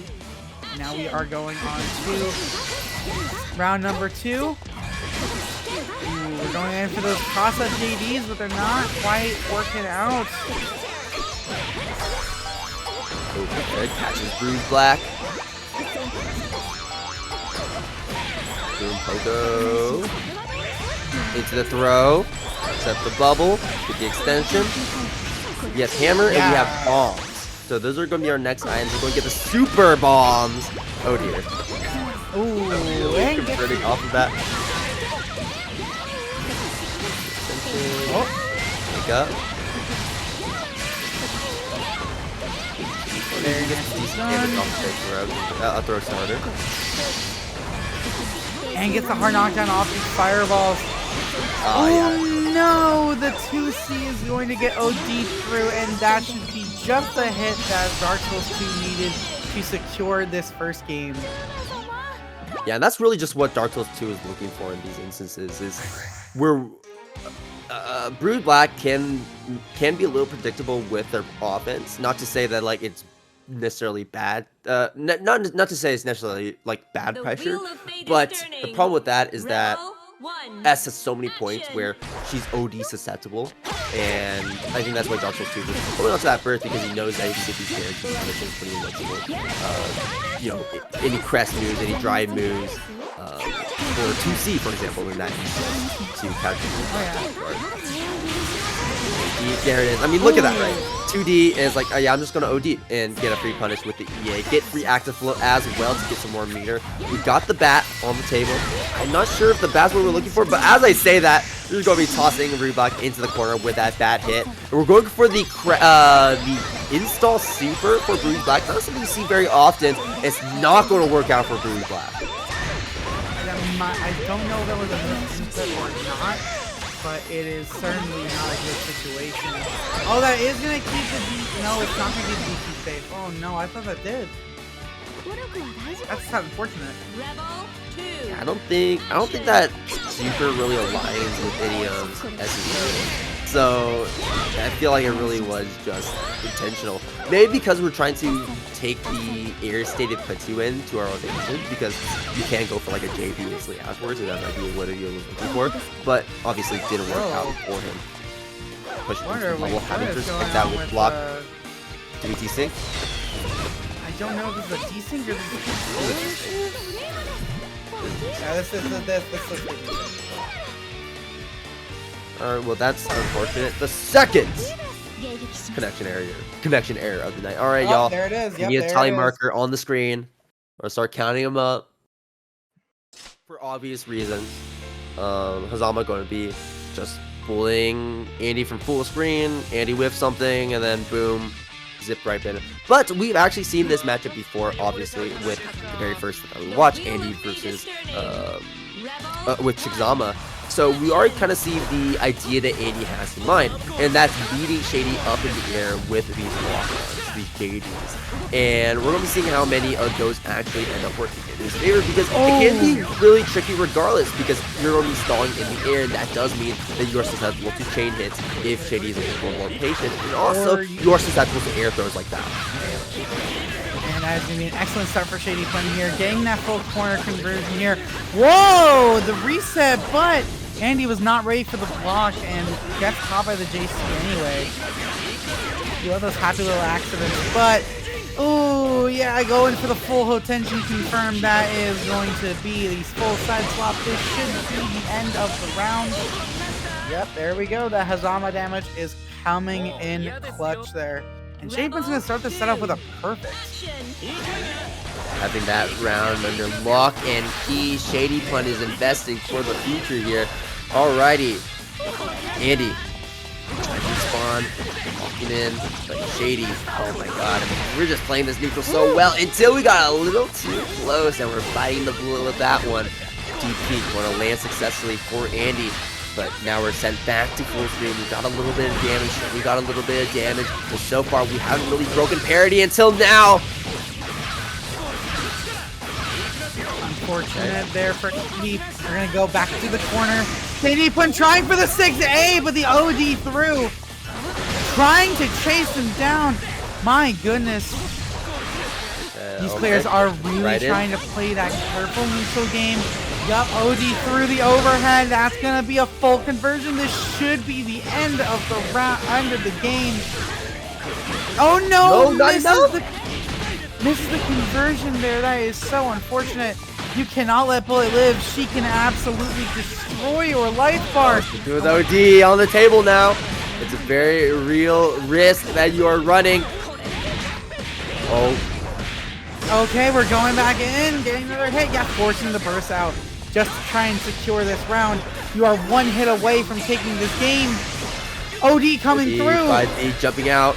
Yeah, you can't really get any punishes on a 5B if you OD through it, but you will get a punish off of that. Shady going down is Andy. What a comeback. What a comeback. Like you said, you cannot leave Bullet at low health. She will make that comeback if you give her enough time. After that 8 seconds of OD, you get all those enhanced special moves. they can just start racking up that damage by the thousands. But you know, it's also a nice starter Gesei coming out from ShadyPun. We're starting things off. The overhead catching the jump. And there we go. Another set and the cross up. ShadyPun's not playing around anymore. He wants this round over. Going for the burst save route. No, missing that last chain. They only have one chain stock remaining, spending the last one. Now some wait in order to get the next one. And Andy knows that, trying to chase him down. But there's the anti-air looking so clean. Andy trying to burst it, but just out of range. So unfortunate, thinking the burst would connect, but it just did not. Shady with the lead here. And Andy, you know, trying to make something happen, but the rounds that Shady has won have both been perfect, so it feels very lopsided regardless. Let's see if anything changes here for round one of game number 2. Anti-air immediately from Shady, making sure that Andy does not go for his tricks like he has been going for in the previous sets we've seen when he played against the other Hazamas like Chickzama. No lock-ons today in this city. No potential cross up for the lock-on. Absolutely not. ShadyPun does not want any part of that pie. Ooh, whoa! Completely whiffing the stance and allowing him to take that corner. The counter assault coming out. Ooh, both players are really trying to pay patient. Andy's okay. Now has Afterburner active. Ooh, gets that JB and it's just enough off the counter hit to convert. Unfortunately, did not do the follow-up for the full conversion there. Ooh, nicely done again. Of the anti-air. Just staying out of the range of those Queen's follow-ups. I love to see it. OD, that's not going to dissuade Andy from continuing to push this offense. Now Shady's going to have a difficult time getting out of this situation. Because we just don't have access to too many defensive options, especially now that we have no more meter. Andy with a full stack of butter and is ready to let loose. There's the round going in Andy's favor here. Unfortunately, I love the fact that he took that round, but unfortunately that burst economy is just not in Andy's favor right now. Had to spend that burst, and unfortunately putting ShadyPun into a very advantageous position for this round, which is not something you want to be giving Hazama. OG's available, and Andy's is just so far away. He doesn't get the double snap in, but that's okay. We're going to take this all the way to the corner. Very nice. Afterburner active. We have full heat levels. Any hit we get is going to be trending, and there's the JB. You gotta get that burst there. Yep. Oh, hey. Hitting him on the... Great job. Here we go, there we go. We're going all in with that all-out offense, but the punish on the whip TP. Oh no. This is gonna hurt. Not enough. Yep, here, but I don't think it's enough. We're just gonna go for one of our mix-up. We dropped the combo. The anthem, Andy. We don't have burst. No, we dropped the combo.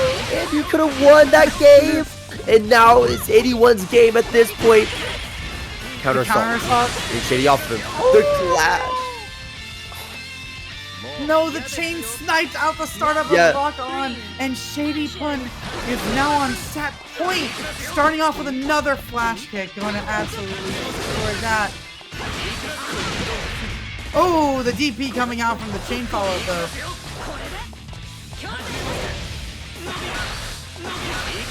Okay. All these horizontal chains is zipping right under Andy. Going for this air approach. Lock on, chases him down, but just not far enough. Fireball on the ground. Trying to get Shady to jump up in the air along with him. Cannot catch anything. Afterburner is gone. And gets the counter hit with the JD with the lock on. Gets the low! Oh my goodness, Andy! Possibly turning around the situation. Needs like one more hit. Gets the overhead and forces the burst from ShadyPun. There's overhead. The counter Great hit. engine. Burns looking clean for Shady. Pop him up. Bring him down. Dance mix up. Back up. Bait out the OD. Jump away. Run down this timer. Counter assault coming out from Andy, knocking Shady away once again. Shady backing up. but needs to get out of the corner, so it's going to zip right across the screen there and continue to zone out Andy until we can get the resources we want and the opening we need straight to the O-tension. That chick barely hit, but it was just enough for ShadyPun to get a full conversion. And now we just need one hit on either side.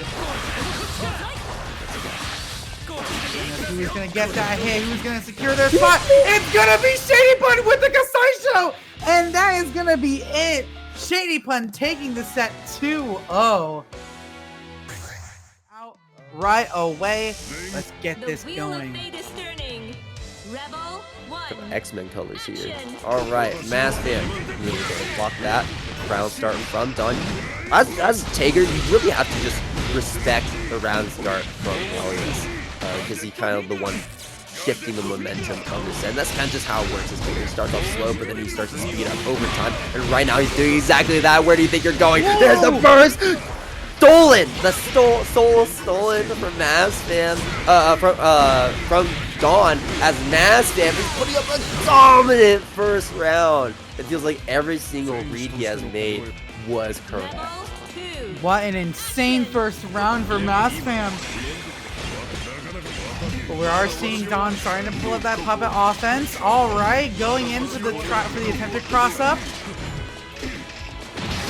Oh my goodness, tries to go for the tick throw, but no, Mastfam not falling for it. Leslie avoiding the 5C though. And Ignis is down. This could be dangerous for Dawn. Left alone, Relius against Savior is not very good for him. And no way to end off the air combo as well. Ooh, avoiding the Spark Bolts. That Spark Bolt gone. This matchup just became a whole lot harder. Oh yeah, you gotta burst that. You don't want to deal with any of that. Any of Relius Oki. Yeah, like you said before, the doll just making sure that Spark Bolt dissipates. Alright, we're having BIOS. Overhead, opens him up. Knockdown, do it by again. Oh my god, sure, why not? Doesn't block the delayed overhead that time, and this should be the kill for Dawn, even without Ignis. I think that goes to show just how good Mastfam's defense has been. Dawn is having to expend Ignis' gauge so much more often than he has in other matchups. Just to try and secure the damage, just to try and secure the pressure. Being a little more careless with him than he usually is. Oh no, the 2C! What? Why is that working out? Alright, starting things off here. Big whiff. That's going to cause Dawn to try and take back his turn, which he will. Well, BIOS has to just give out a one. Oh no, the crossover just at the last moment. Perfect.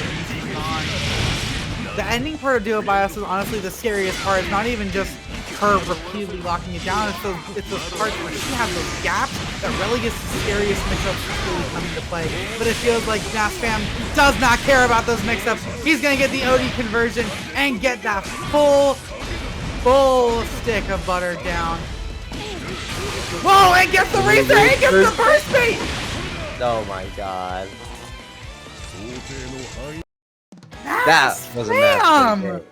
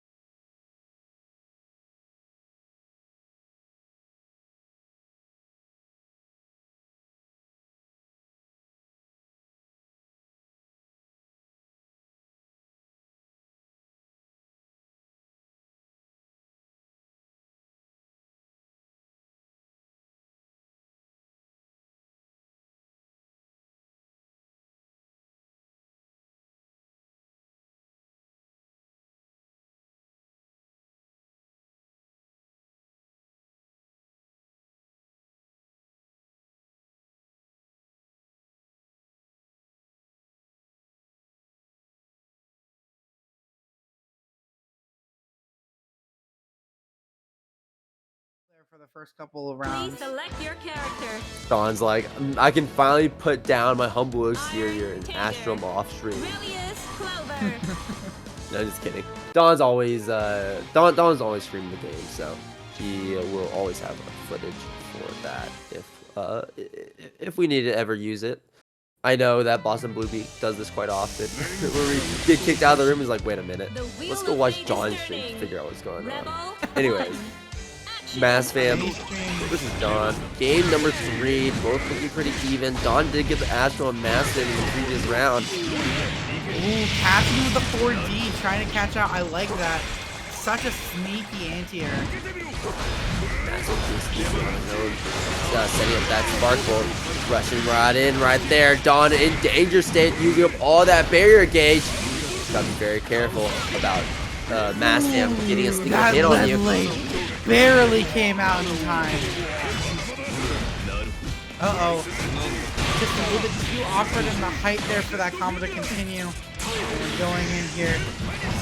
Whoa! Over the dual bios. Waste right there, and that's why you don't want to be in danger state against Danger. Oh my god. Oh my. And he gets double stop as well with the EA to secure that round. That's 6.1k, by the way. I am seeing chunks of life being mined away every single time Mastfam lands a hit in that combo. It was painful to watch right there. An assault on the senses. Oh my goodness. Oh my goodness. There we go. The buzzsaw coming out.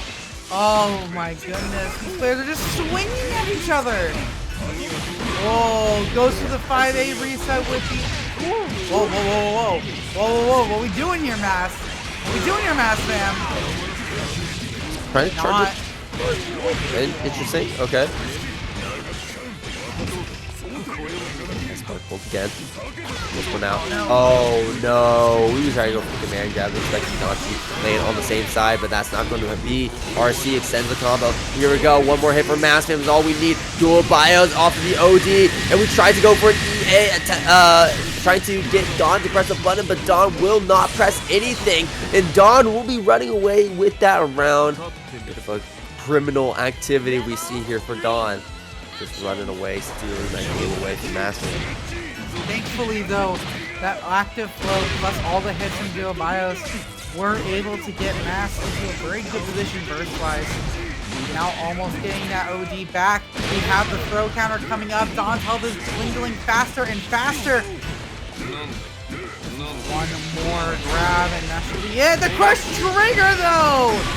Oh, no. This will be... Oh, whoa, whoa, whoa, whoa! Okay, went for the air grab reset. That is another Tager classic setup. Essentially, you throw, the purple throw comes out, you tech it, and then if you're not ready to double jump or whatever, or you don't have like an air option, you just kind of die to the reset, which is such an insanely tricky reset to look out for.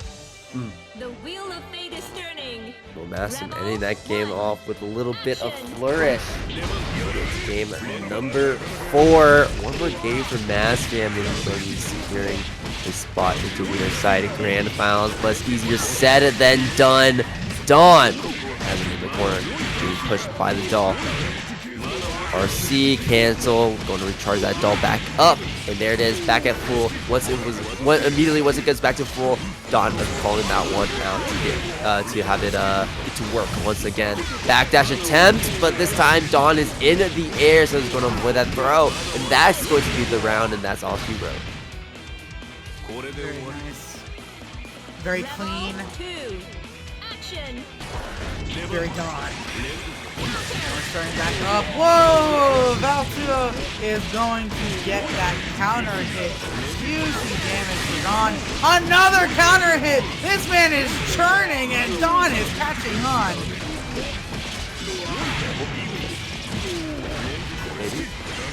Oh my goodness. Doesn't block that last overhead. Not quite the end, but it is getting close. Dawn just needs one more mix-up. Don't get stuck. Dawn just having to go on the retreat here. Oh, okay, not a perfect quite yet. Let's Oh no, but Ignis now out for the count. Doesn't quite matter though. Okay. 2-2. Both players on set point. Both players trying to make it further. We'll see how things shake up. Let's see who's going to be getting the lion's share of this Matcherino pot, or who's going to have the best odds to. Remember, y'all, go ahead and get to that Matcherino. Just had an announcement from Khalil that if y'all get to $25 in the Matcherino, he will match that 25 to make it good.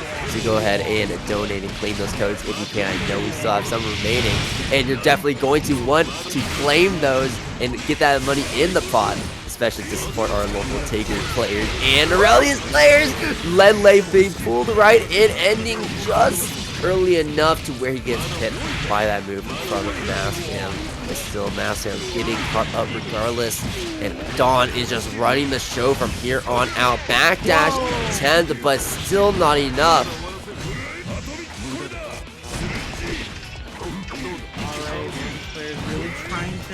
Find that last edge there. Ooh, nicely hit. That 2C is coming in clutch there. Go. Oh no, the gear super that is going to completely avoid the stomp and give Dawn just the hit he needs to get onto set points. Rebel 2. So using that one as a reversal, you don't really see Dawn use supers as reversals very often, so you know that you definitely force his hand the moment he starts it. I don't know if it was a reaction, but that cross-up certainly wasn't. That was such a sneaky cross-up. Purple throw coming out. Oh, Dawn littling too early, and the Sparkle's gonna find its mark. Oh, and gets the full. He gets the full reset off of the no tech. No, Dawn, you have to try and get away. We're going for timer scamp now. This is not looking great. And gets the reset in the burst bait. What are we doing here? I don't know, but what we are certainly doing is gaming. As we're now at final game, final round between Mastfam and Dawn here. Winners finals. This is for all the marbles. This is to make it into Winterside Grand Finals. Dawn wants it more. He's so used to being that winner spot for Grands. He definitely wants to see it happen again. Whoa, Mastfam trading with the doll. The JD, the very late JD coming out. Oh no, the gear super again. Dawn is so good with these now. Caught onto Mastfam's attempts at Oki. Oh, tries to go for the 720, but Dawn was completely nowhere to be found. Alright, another. Got 50 meter coming out. The duo BIOS is there. It finds its mark. Should this be enough? I think it absolutely is. And there we go.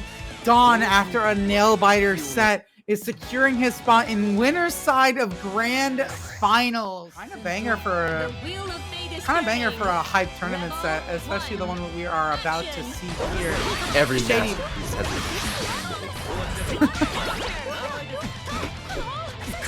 Alright. The OD raid from Shady immediately is going to be netting him the amount of reward here.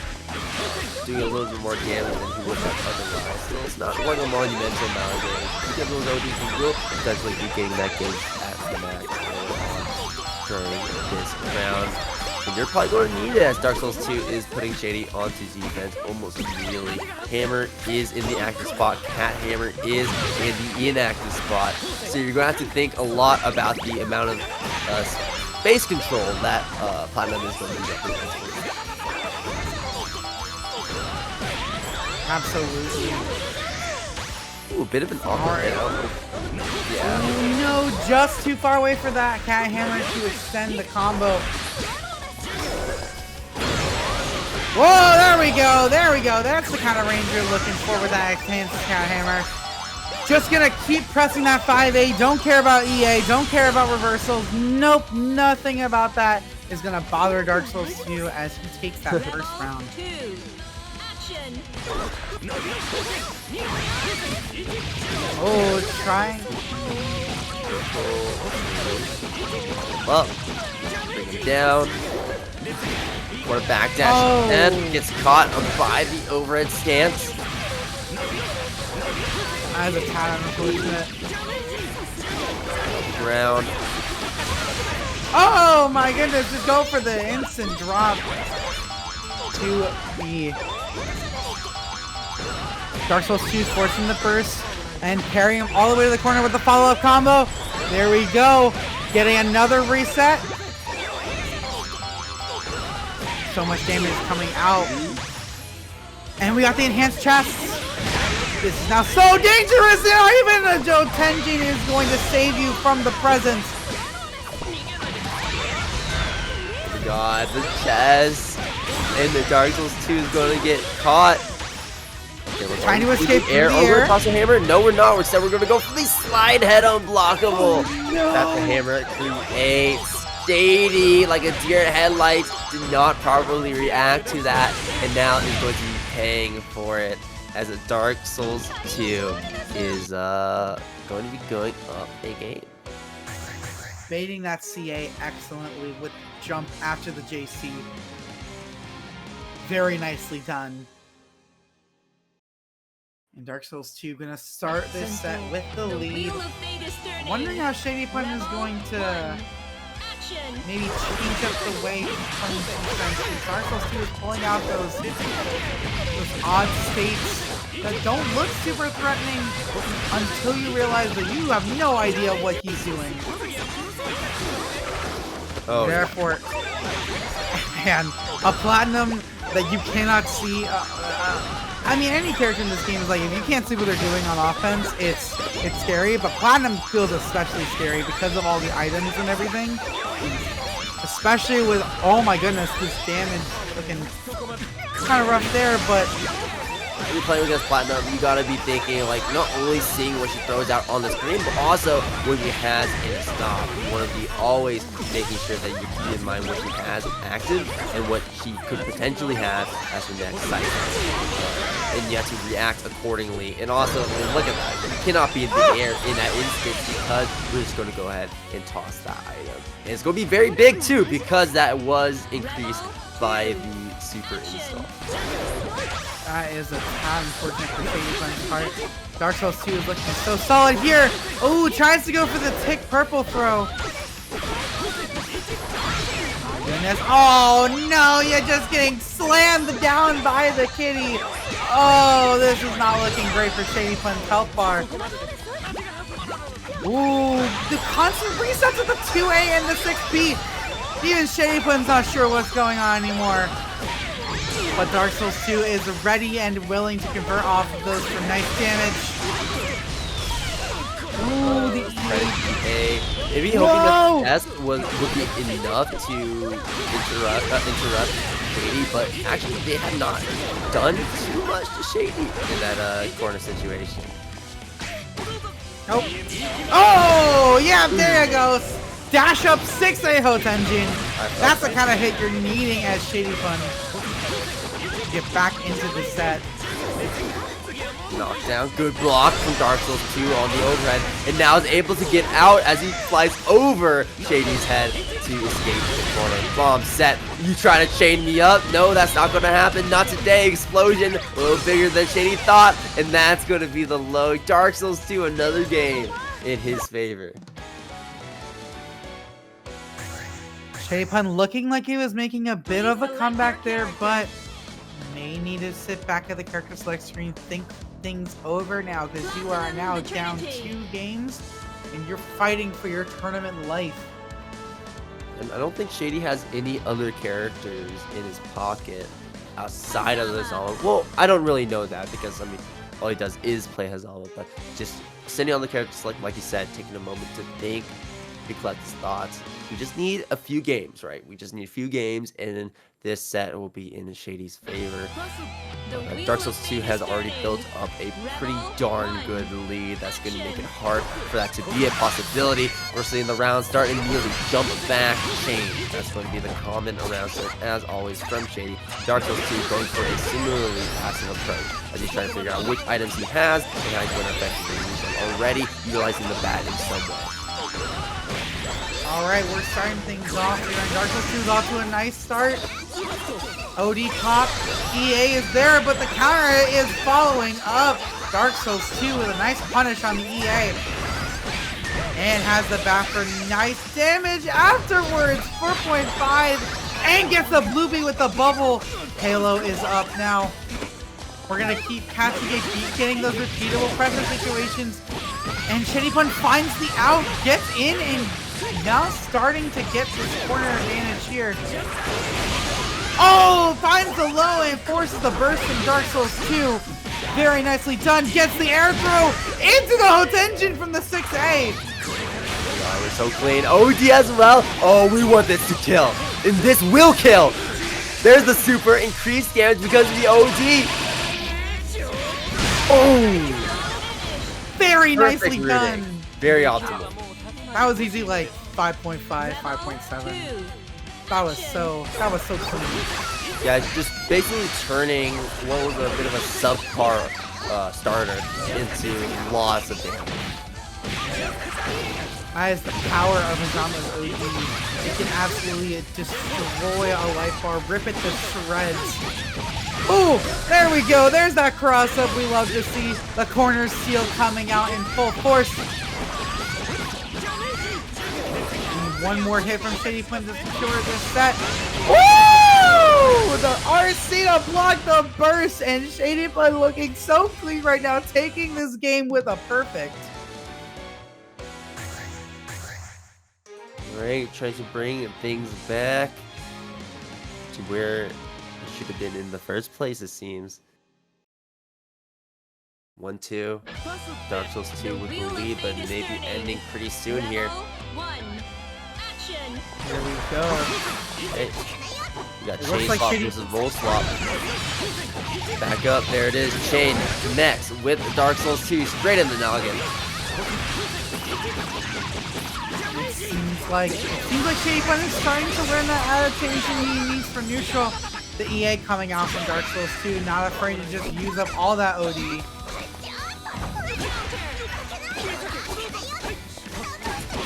Here we go. Ooh, huge whip. That is a huge whip there. I'm not even sure that's what he meant to do in that situation. Oh my goodness! Catching the 60 with the Hotenjin before the JC can come out. Needs one reset here. There we go. Finds that last hit with, I think, the wake up 5B. Love to see ShadyPun's putting another round onto the board. And this momentum is looking a little shifted at the moment. That it is. It's going to continue to shift if Shady stays on top of reads like those and reactions like those. Yeah, there's a great air throw and a great air to air to just chase Dark Souls 2 all the way on up and bring him all the way back down. Where do you think he's going? Adding some more damage. Dark Souls 2, 50% of that life bar is gone and will continue to deplete unless we're able to keep Shady stuck in the core, which maybe that could be a possibility now.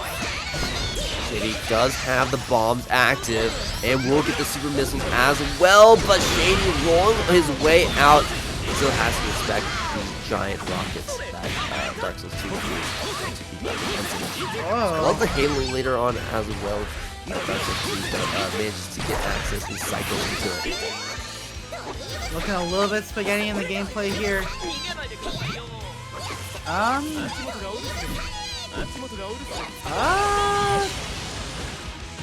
Are we desynced again? Oh my god, I hope not. Oh my god, I hope not. I've never seen this many, like, actual desyncs. Usually it's either just disconnects. Oh, it's a desync. And, golly, Shinizak, can you give us a break? We're trying to run a racket. Oh dear, okay. What a wonderful set of cat hammers from Dark Souls 2. Ooh, Shady going to get a little bit of damage there. Dark Souls 2 going for a preemptive cat hammer, trying to catch Shady on the escape. Missiles. We got 3 missiles. We're not going to spend our missiles, but instead we're going to do the perfect upper front full screen. The bubble is coming, Shady. Oh no, Shady on top of the bubble. Why would you let that happen? Uh-oh. OD. Oh, we got 5 whole minutes. Let's see what Dark Souls 2 does with 5 whole minutes. Walk up, EA. I like that aura. I like that confidence. Shady though, backing all the way up like a, like we're scared of the walk up. We're scared of the aura. We're scared of the best Dark Souls game, as many people say. Oh my goodness. He's so scared. He's fighting the demons in the air instead of the demon in front of him. That is not looking up. Okay, now we're fully gonna head into our losers of finals. Hopefully we have no more desyncs, no more shitty Zack moments, because we are gonna hit some good Blazblue, man. Oh, we're starting things off immediately with the overhead, slamming Dark Souls 2 into the ground. I see him charging things up, getting the halo out though. It's not gonna be much help in this matchup though. Just bust right through that, bring him back in. Dragging him across the ground. Wedge catapult didn't work the first time. Do it again. Still not enough to actually pick up Dark Souls 2. Now Mastfam has to take this combo here. The corner backdash. Huge hit. Huge hit. That is a perfect hit right there. And it's going to be a perfect enough hit for Mastfam to secure that round and take first blood for this set. Remember, whoever fights this has to try and defeat Dawn. Both these players have fallen to him, so I'm sure both of them are seeking revenge in that grand finals. They really want this, and Dark Souls 2 with the awkward non-circular. Immediate firing of the spark bolt. Whoa, what is that taunt for? Mister? Oh, I hope so. Don't get canceled now. Alright, we're just starting things off. Woo! Man, don't we just love iframe into our command grab? I love it too. Mastfam certainly loves it. One game is in the books for Mastfam. 2 more to go. That was a pretty quick one. Mastfam, once he was able to get on offense, and he was able to kind of just roll through it. But on defense too, he played very well, especially with his backdashes. And Dark Souls 2, we're gonna have to learn how to play against that. Alright. Ooh, getting that nice 3C. I'm choosing to set the presence over converting off of it. I don't know if I agree with that decision, but looking like Dark Souls 2 is undeterred and just gonna keep getting this corner pressure here. For the bomb Oki. There we go, getting the nice poker sticks. So far, walking over it, backdash coming in, but the cat hammer punishment for it. The 2C coming out to stop him on the circular overhead, and there you go. Command throw in the opponent's wake up. Love to see it. Just keep holding it. Just keep holding the line. Got your finger. Do it again. Nope. Oh my god. Timer scam. What's the mix? If there is one. Nah, you gotta have your guard up at all times. Because Mastfam loves to do this, and then we'll just reset and just use funky. Okay. So he's either going to reset the magnetism, so that's going to run out pretty soon here. I think he's going to do that. Yeah. OD. Yep. Got your finger. RC. There we go. Gets that extension. So how's your day? My day was pretty fine. I made dinner right before bracket, so I'm hopefully gonna make that soon. Oh, yeah, there it is. See, I knew this man was going to go for something like that. Oh no, no. The cat hammer just barely avoided. Oh, what? Huh? Spark bolt just too fast, I guess. Spark bolt too good of a projectile. Spark bolt too good of a projectile that it goes through. Does Pogo have projectile invincibility? Someone in the chat sound off. No, I don't think it does. That's so weird. Maybe it, no, I think maybe it, oh, no, it does, It does. No, Okay. I was thinking of something else, yeah. That is so ballsy. To just, hey, I know you got Spark Ball. I see you reacting with the overdrive. I'm just gonna just, woo! Catches the 6B though. I wonder if it prevented him from converting off that maybe the present. Oh, whoa. Yeah. You gotta be worried about that present though. You can't get too close to it. Just kind of using it as a solo for it here. Enhanced cat hammers. Oh, you gotta play some in this range. Especially because that cat hammer has such incredible range. And absolutely will smack you on your dome for you. Oh! It's the follow-up that you just said. Okay, with extra damage. Oh my god, it does so much.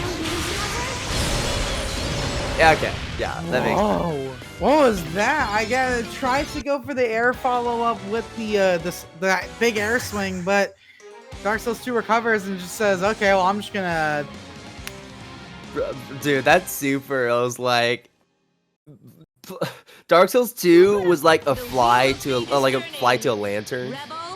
Like a moth to a lantern, where he's like, oh, pretty light. It just like walks right into it. Oh, catches the jump out with the air. Oh my god, Mastfam. Mastfam! Okay, hold on. What's it going to be now? Grab again? Oh my god, of course. Okay, what's there? There it is! I knew it! This man does that! See, normally you see timer scam, and some takers are like, okay, I'm just gonna actively try and timer scam you now. You can't timer scam with this big of a timer, unfortunately, though. But I feel like Mastfam every single time, like, yes, sometimes we'll go on for long periods of time to timer scam. However, I think he just often uses it as a mix-up opportunity, and so every time you're fighting him, you kind of have to not put your guard down, even when you have the timer scam going on, no matter how low the timer is. Yeah, you gotta make him a little dizzy first, so they're not clicking the next mix-up, right? Gotta put him on the teacups, man. Put him in the rotation for a little bit. See how they fare out here. The spin cycle, right? Alright, and speaking of cycles, we're just gonna cycle through everything here and every single ounce of damage. The J2C over the reset though! Oh my god, Mastfam, come back with a vengeance. What do you think you're doing? Juggle me in the corner. Here we go, juggle him in the corner. Oh my god, the damage just keeps on going. Oh no, the wedge! The wedge catapult coming in. Got your finger. Alright, reset. Anti-air. OD. Super. RC. Thread, of course. And the Mastfam is going to be moving up 2-1. Oh my goodness. Mastfam is one game away from getting his run back with Dawn. Dark Souls 2 looking a little, a tad scared at the moment. All these resets are really doing a number to the mental. The wheel of fate is turning. One more game potentially. We're going to be duking it out on the best map in the game. Heck yes, I love this stage. It's not my favorite map in the stage, but in the game. But oh my god, it's a close second. Are we just trying to stomp on the presence? I don't think that works. No, you can't do enough damage with one stomp until the presence trigger comes right above it. Oh, whoa! Oh my god, he's falling. Oh my goodness. It's giving Dark Souls 2 so many problems. Gadget finger. Oh, okay, I like that. Using the bat. Oh no, the 2C finding its mark! And the baited DP, that is so bad for Dark Souls 2's health.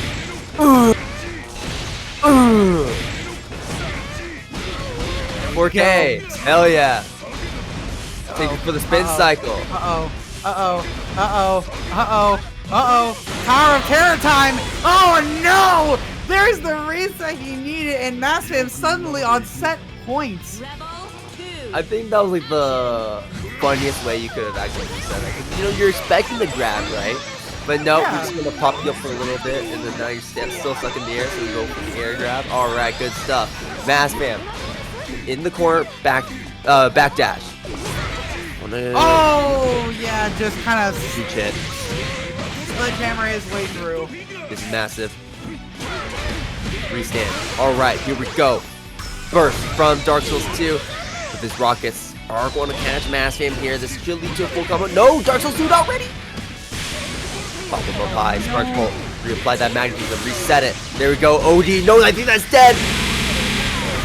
Super extension? No, we don't have the No, he didn't meter. have the meter! Oh my goodness. Dark Souls 2 needs to take every single advantage he can get here. He is one grab, one hit away from death here. Oh no! Whoa! Drops there. The Spark Ball has a hit. So we're going to get OD back. Wow! Come on, Mass! Whoa, this man is trolling! Oh god! Oh my god. Oh my god, Mass. No way. You just gotta fix her glasses first. Fix her glasses before the wedge. Starting things off. That winners finals was pretty close, so I'm wondering how Mass will adjust for these grands. Possibly reset this bracket. Finals is here, folks. Let's get it. Dawn. Pressing that gas pedal all the way down. Not gonna let Mastfam have a chance at this round start. Bursts already gone for Mastfam, but the ATRs are always on point.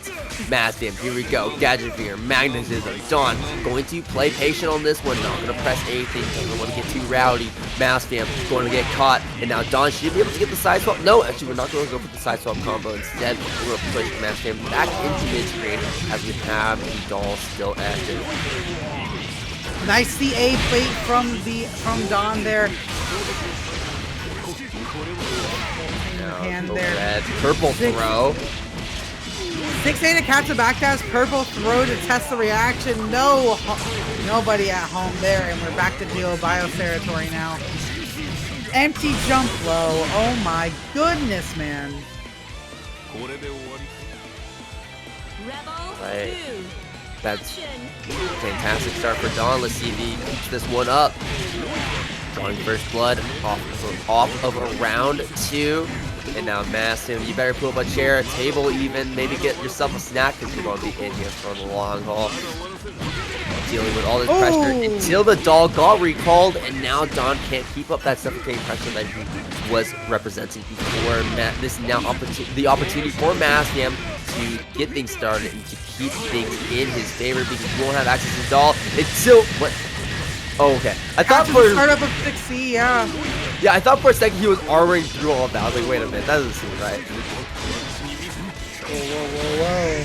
Oh, yeah, catching the gap there with the 720. That is going to secure the round for Mastfam. Getting a round apiece on the board for both of them in this first game. Let's get lucky ones. Slow the game.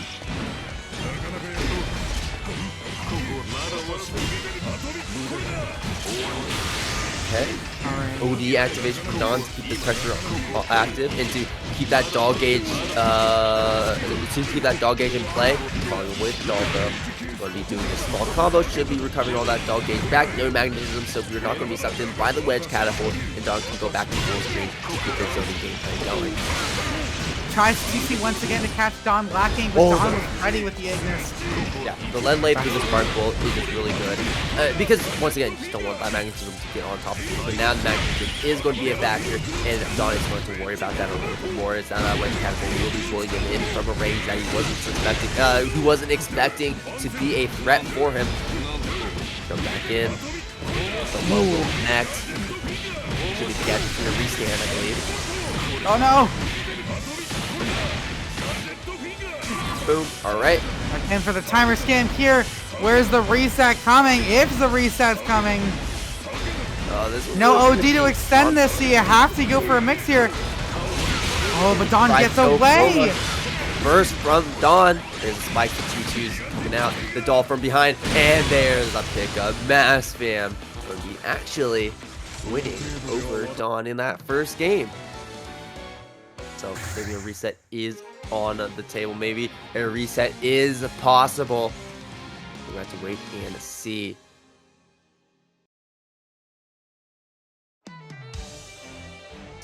further, y'all. The wheel of fate is turning. Rebel He's on the last match of the night.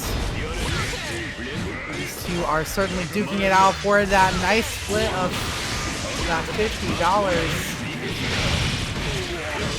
Oh my goodness. Grab. Offensive burst from Mastfam to make sure to keep Dawn in the corner, but Dawn doing a great job at getting that anti-air and making sure that Mastfam gets the forward off of that play. Instead, will be hurting for that play. So you don't have that resource available anymore. I like the respect from the Dawn. That's the thing about that makes Relius' character strong in public character, is that you're taking turns with these characters, covering each other's weaknesses. In that instance, you're going to have many more opportunities to bait out attempts to reverse or counter assault than usual. Especially characters like Carl or Zato, where you're pretty much almost always attacking with the puppet instead of just using them to cover your weak spots. So definitely a different flavor of puppet character, sometimes more dangerous than the other ones. Oh my goodness, catching the roll there is Mastfam forcing the burst from Dawn.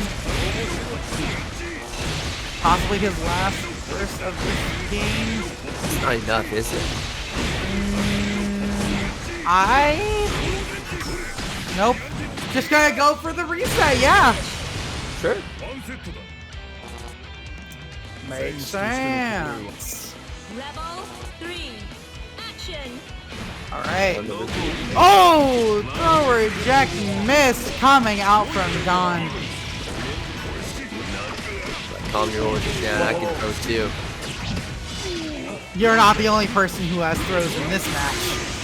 You just have more of them, and essentially more damage as well. The magnetism applied.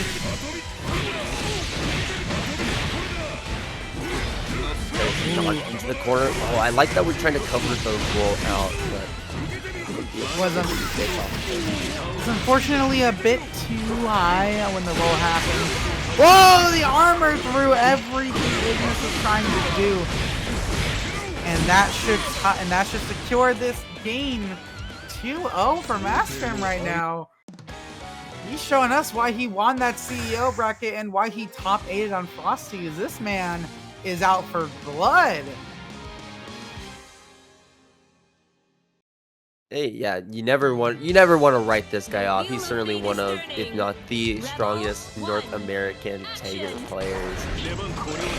And yeah, no, I mean his run in previous tournaments has just been so good. He's actually recently started to I believe Cross 2024 was his very first major. So the fact that he's like making these incredible results is definitely a statement of his skill. So Don's skill is certainly, I feel like more decorated than Mastfam in regards to online placements. And if Mastfam is able to take this over Don, it would be a reset. Whoa! Speaking of reset, multiple reset attempts are happening right there. Don might have tagged one, but going straight, put straight into yet another throw. But now Mastfam blocked by the duo's bios. Checking his watch just for a little bit. Don is going to be doing damage. Oh my goodness! Oh no, he recovered before the 6-8 could knock him down! That was so unfortunate, and now Mastfam sitting on reset points!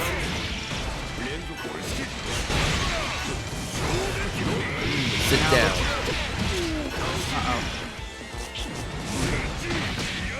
Whoa! And boom! Yeah, the thing is, restand, magnetism, maybe. Gotta be another reset, right? Yeah. Yep. Reset. Boom! And just like that, Mastfam has dropped on to the losers for Grand Finals reset. Oh my goodness. Bringing Don back down to his level. We're splitting the slate to a 0-0 here, folks. If you're rooting for Tiger, it might be your day. As Don is now staring down a barrel of a gun, and a Mastfam is not going to be putting that safety on. Alright. Dawn looks like he might be waking up now. Doesn't like the fact that Mastfam got that 3-0 at all. Uh-oh, no, no, no, what are we doing? Why are we...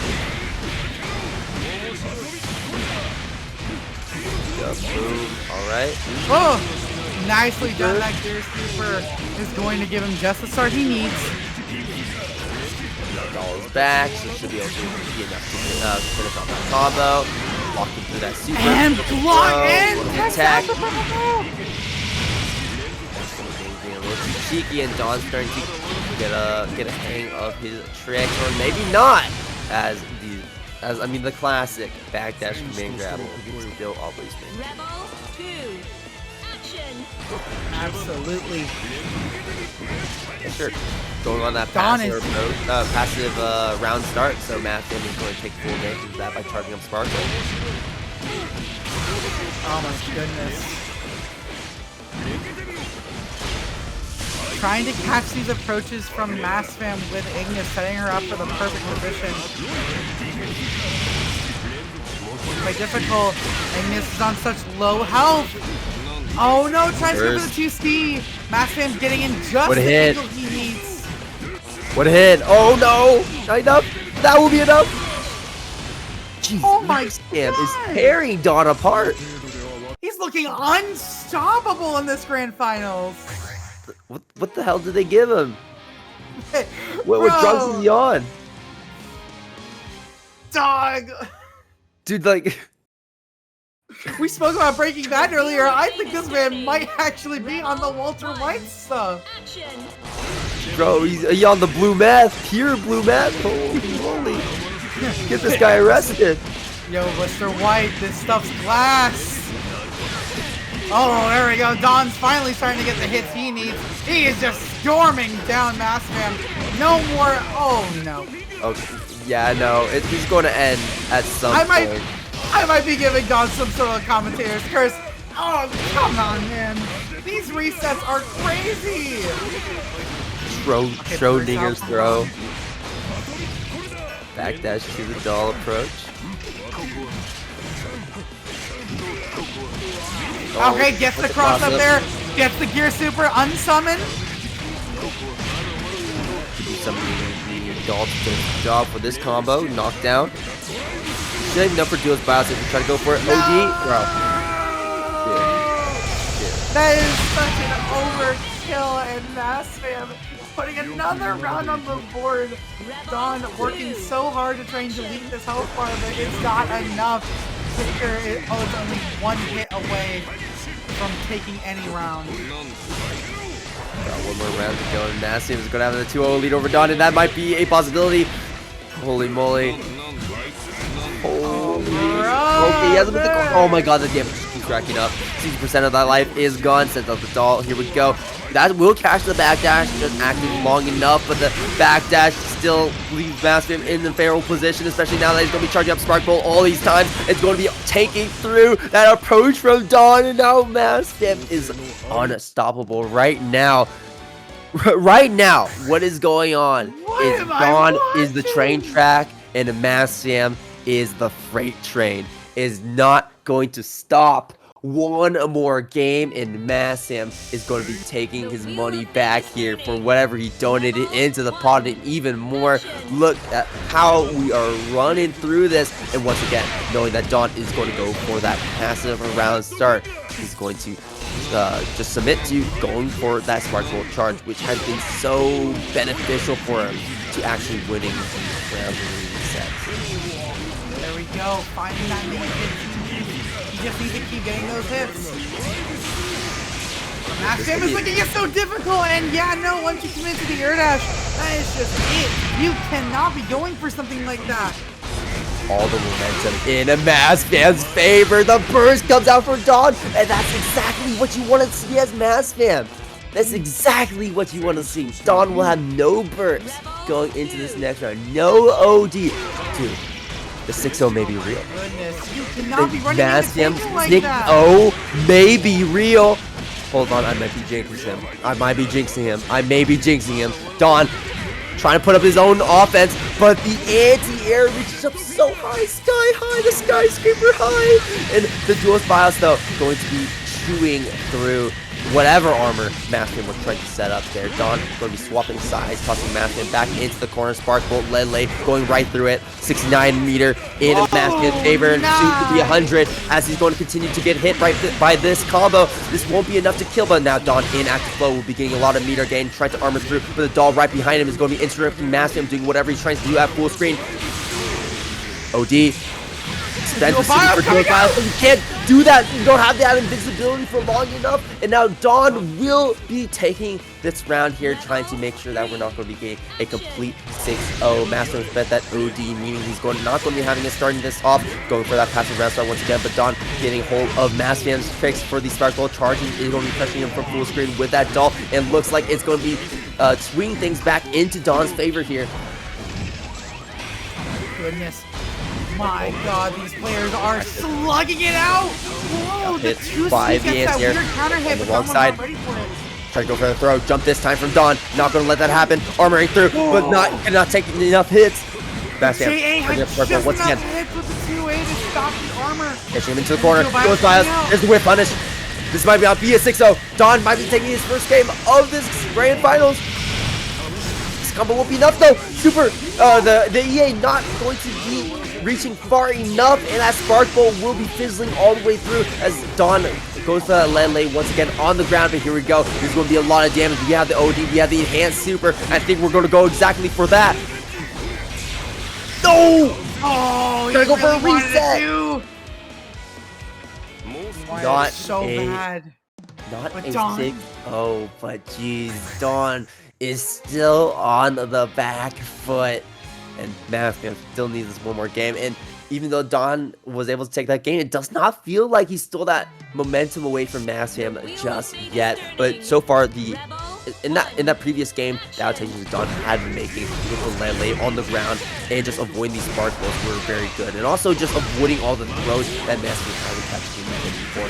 The idea is to stay not as grounded as he was in the previous rounds, but that could be leaning into Mastfam's favor, as now that he's jumping more in the air more often, it means that Mastfam could potentially go for more air than that. And of course, the adaptations are now starting to fully come in. He's catching those turns, he's catching all of those inputs. Dawn is now looking so solid. Oh, but all it takes is one hit, and Mastfam is back on that reset point.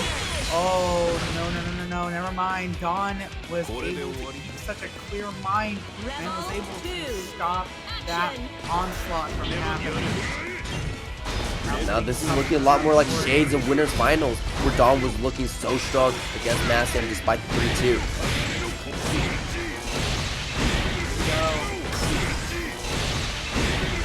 Mastfam came with a vengeance, but Dawn has the clear head. Ooh, catching damage first from Mastfam on the offensive. Pick him up, bring him back down. Here we go. 5A catches Dawn as strike. Maybe expecting another throw. Dawn trying to fuzzy jump out, gets caught. Tries that up. Is the wedge catapult. Try to let lay. And just like that, we are back to tournament points. Oh, we're back in the game, baby. Sparkbolt, charge, full screen. Tries to catch Dawn coming in from the air. Unfortunately, he was just too far away.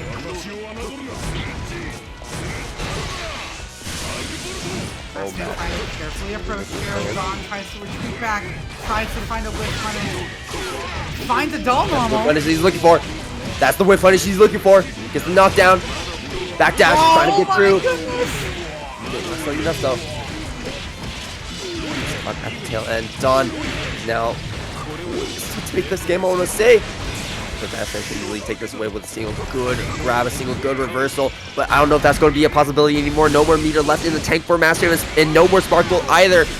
All of our resources are depleted outside of the OD, but we may have to spend it on burst, and we can open up one more time.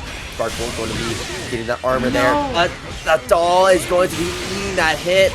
Oh, I don't think we have it left in here in the tank for Mastfam to continue further for that game. And now the momentum is definitely draining from Mastfam.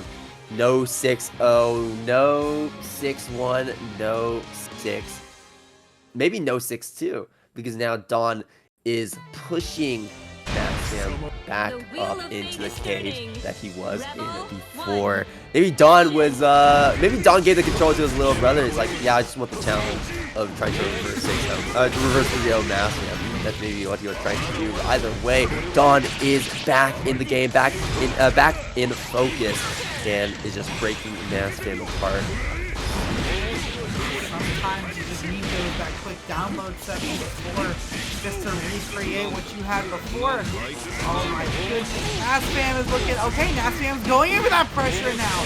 There we go. The spark bolt. No, the blue beat. Elbow drop. Is enough? No, it's not. That surely will be. 5A catching Dawn, not blocking.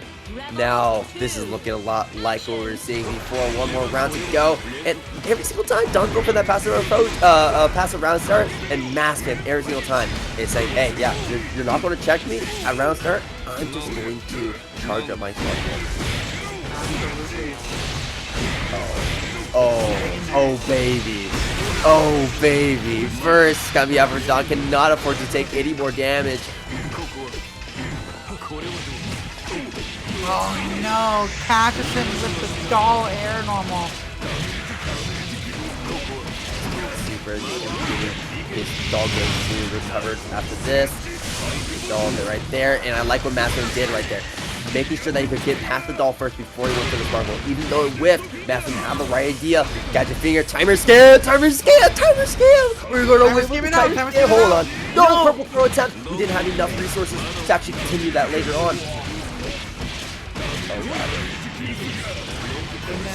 We could have closed it out. We didn't have to go for the timer. We didn't have to go for the timer scan. We could have closed that right there, right then. But Mastfam just wanting to make sure that Dawn knew he won. OD, try to grab him out of the air. Oh no, Dorify, you gotta block this incoming Build-A-Bear mix-up, and we're not going to be blocking that.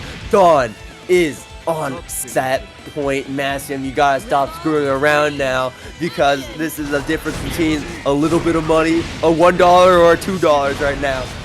Oh my goodness! Mastfam is fighting for his life now. Dawn has fully awakened, and he is looking as scary as ever. I was a little worried about that grand finals before. Wait, no! Shitty Zach, I hate you. I hate you so much. I hate you so much.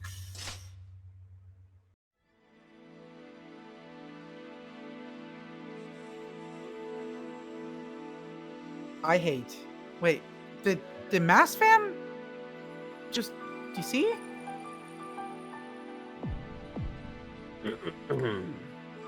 Whoa, what happened to Mast?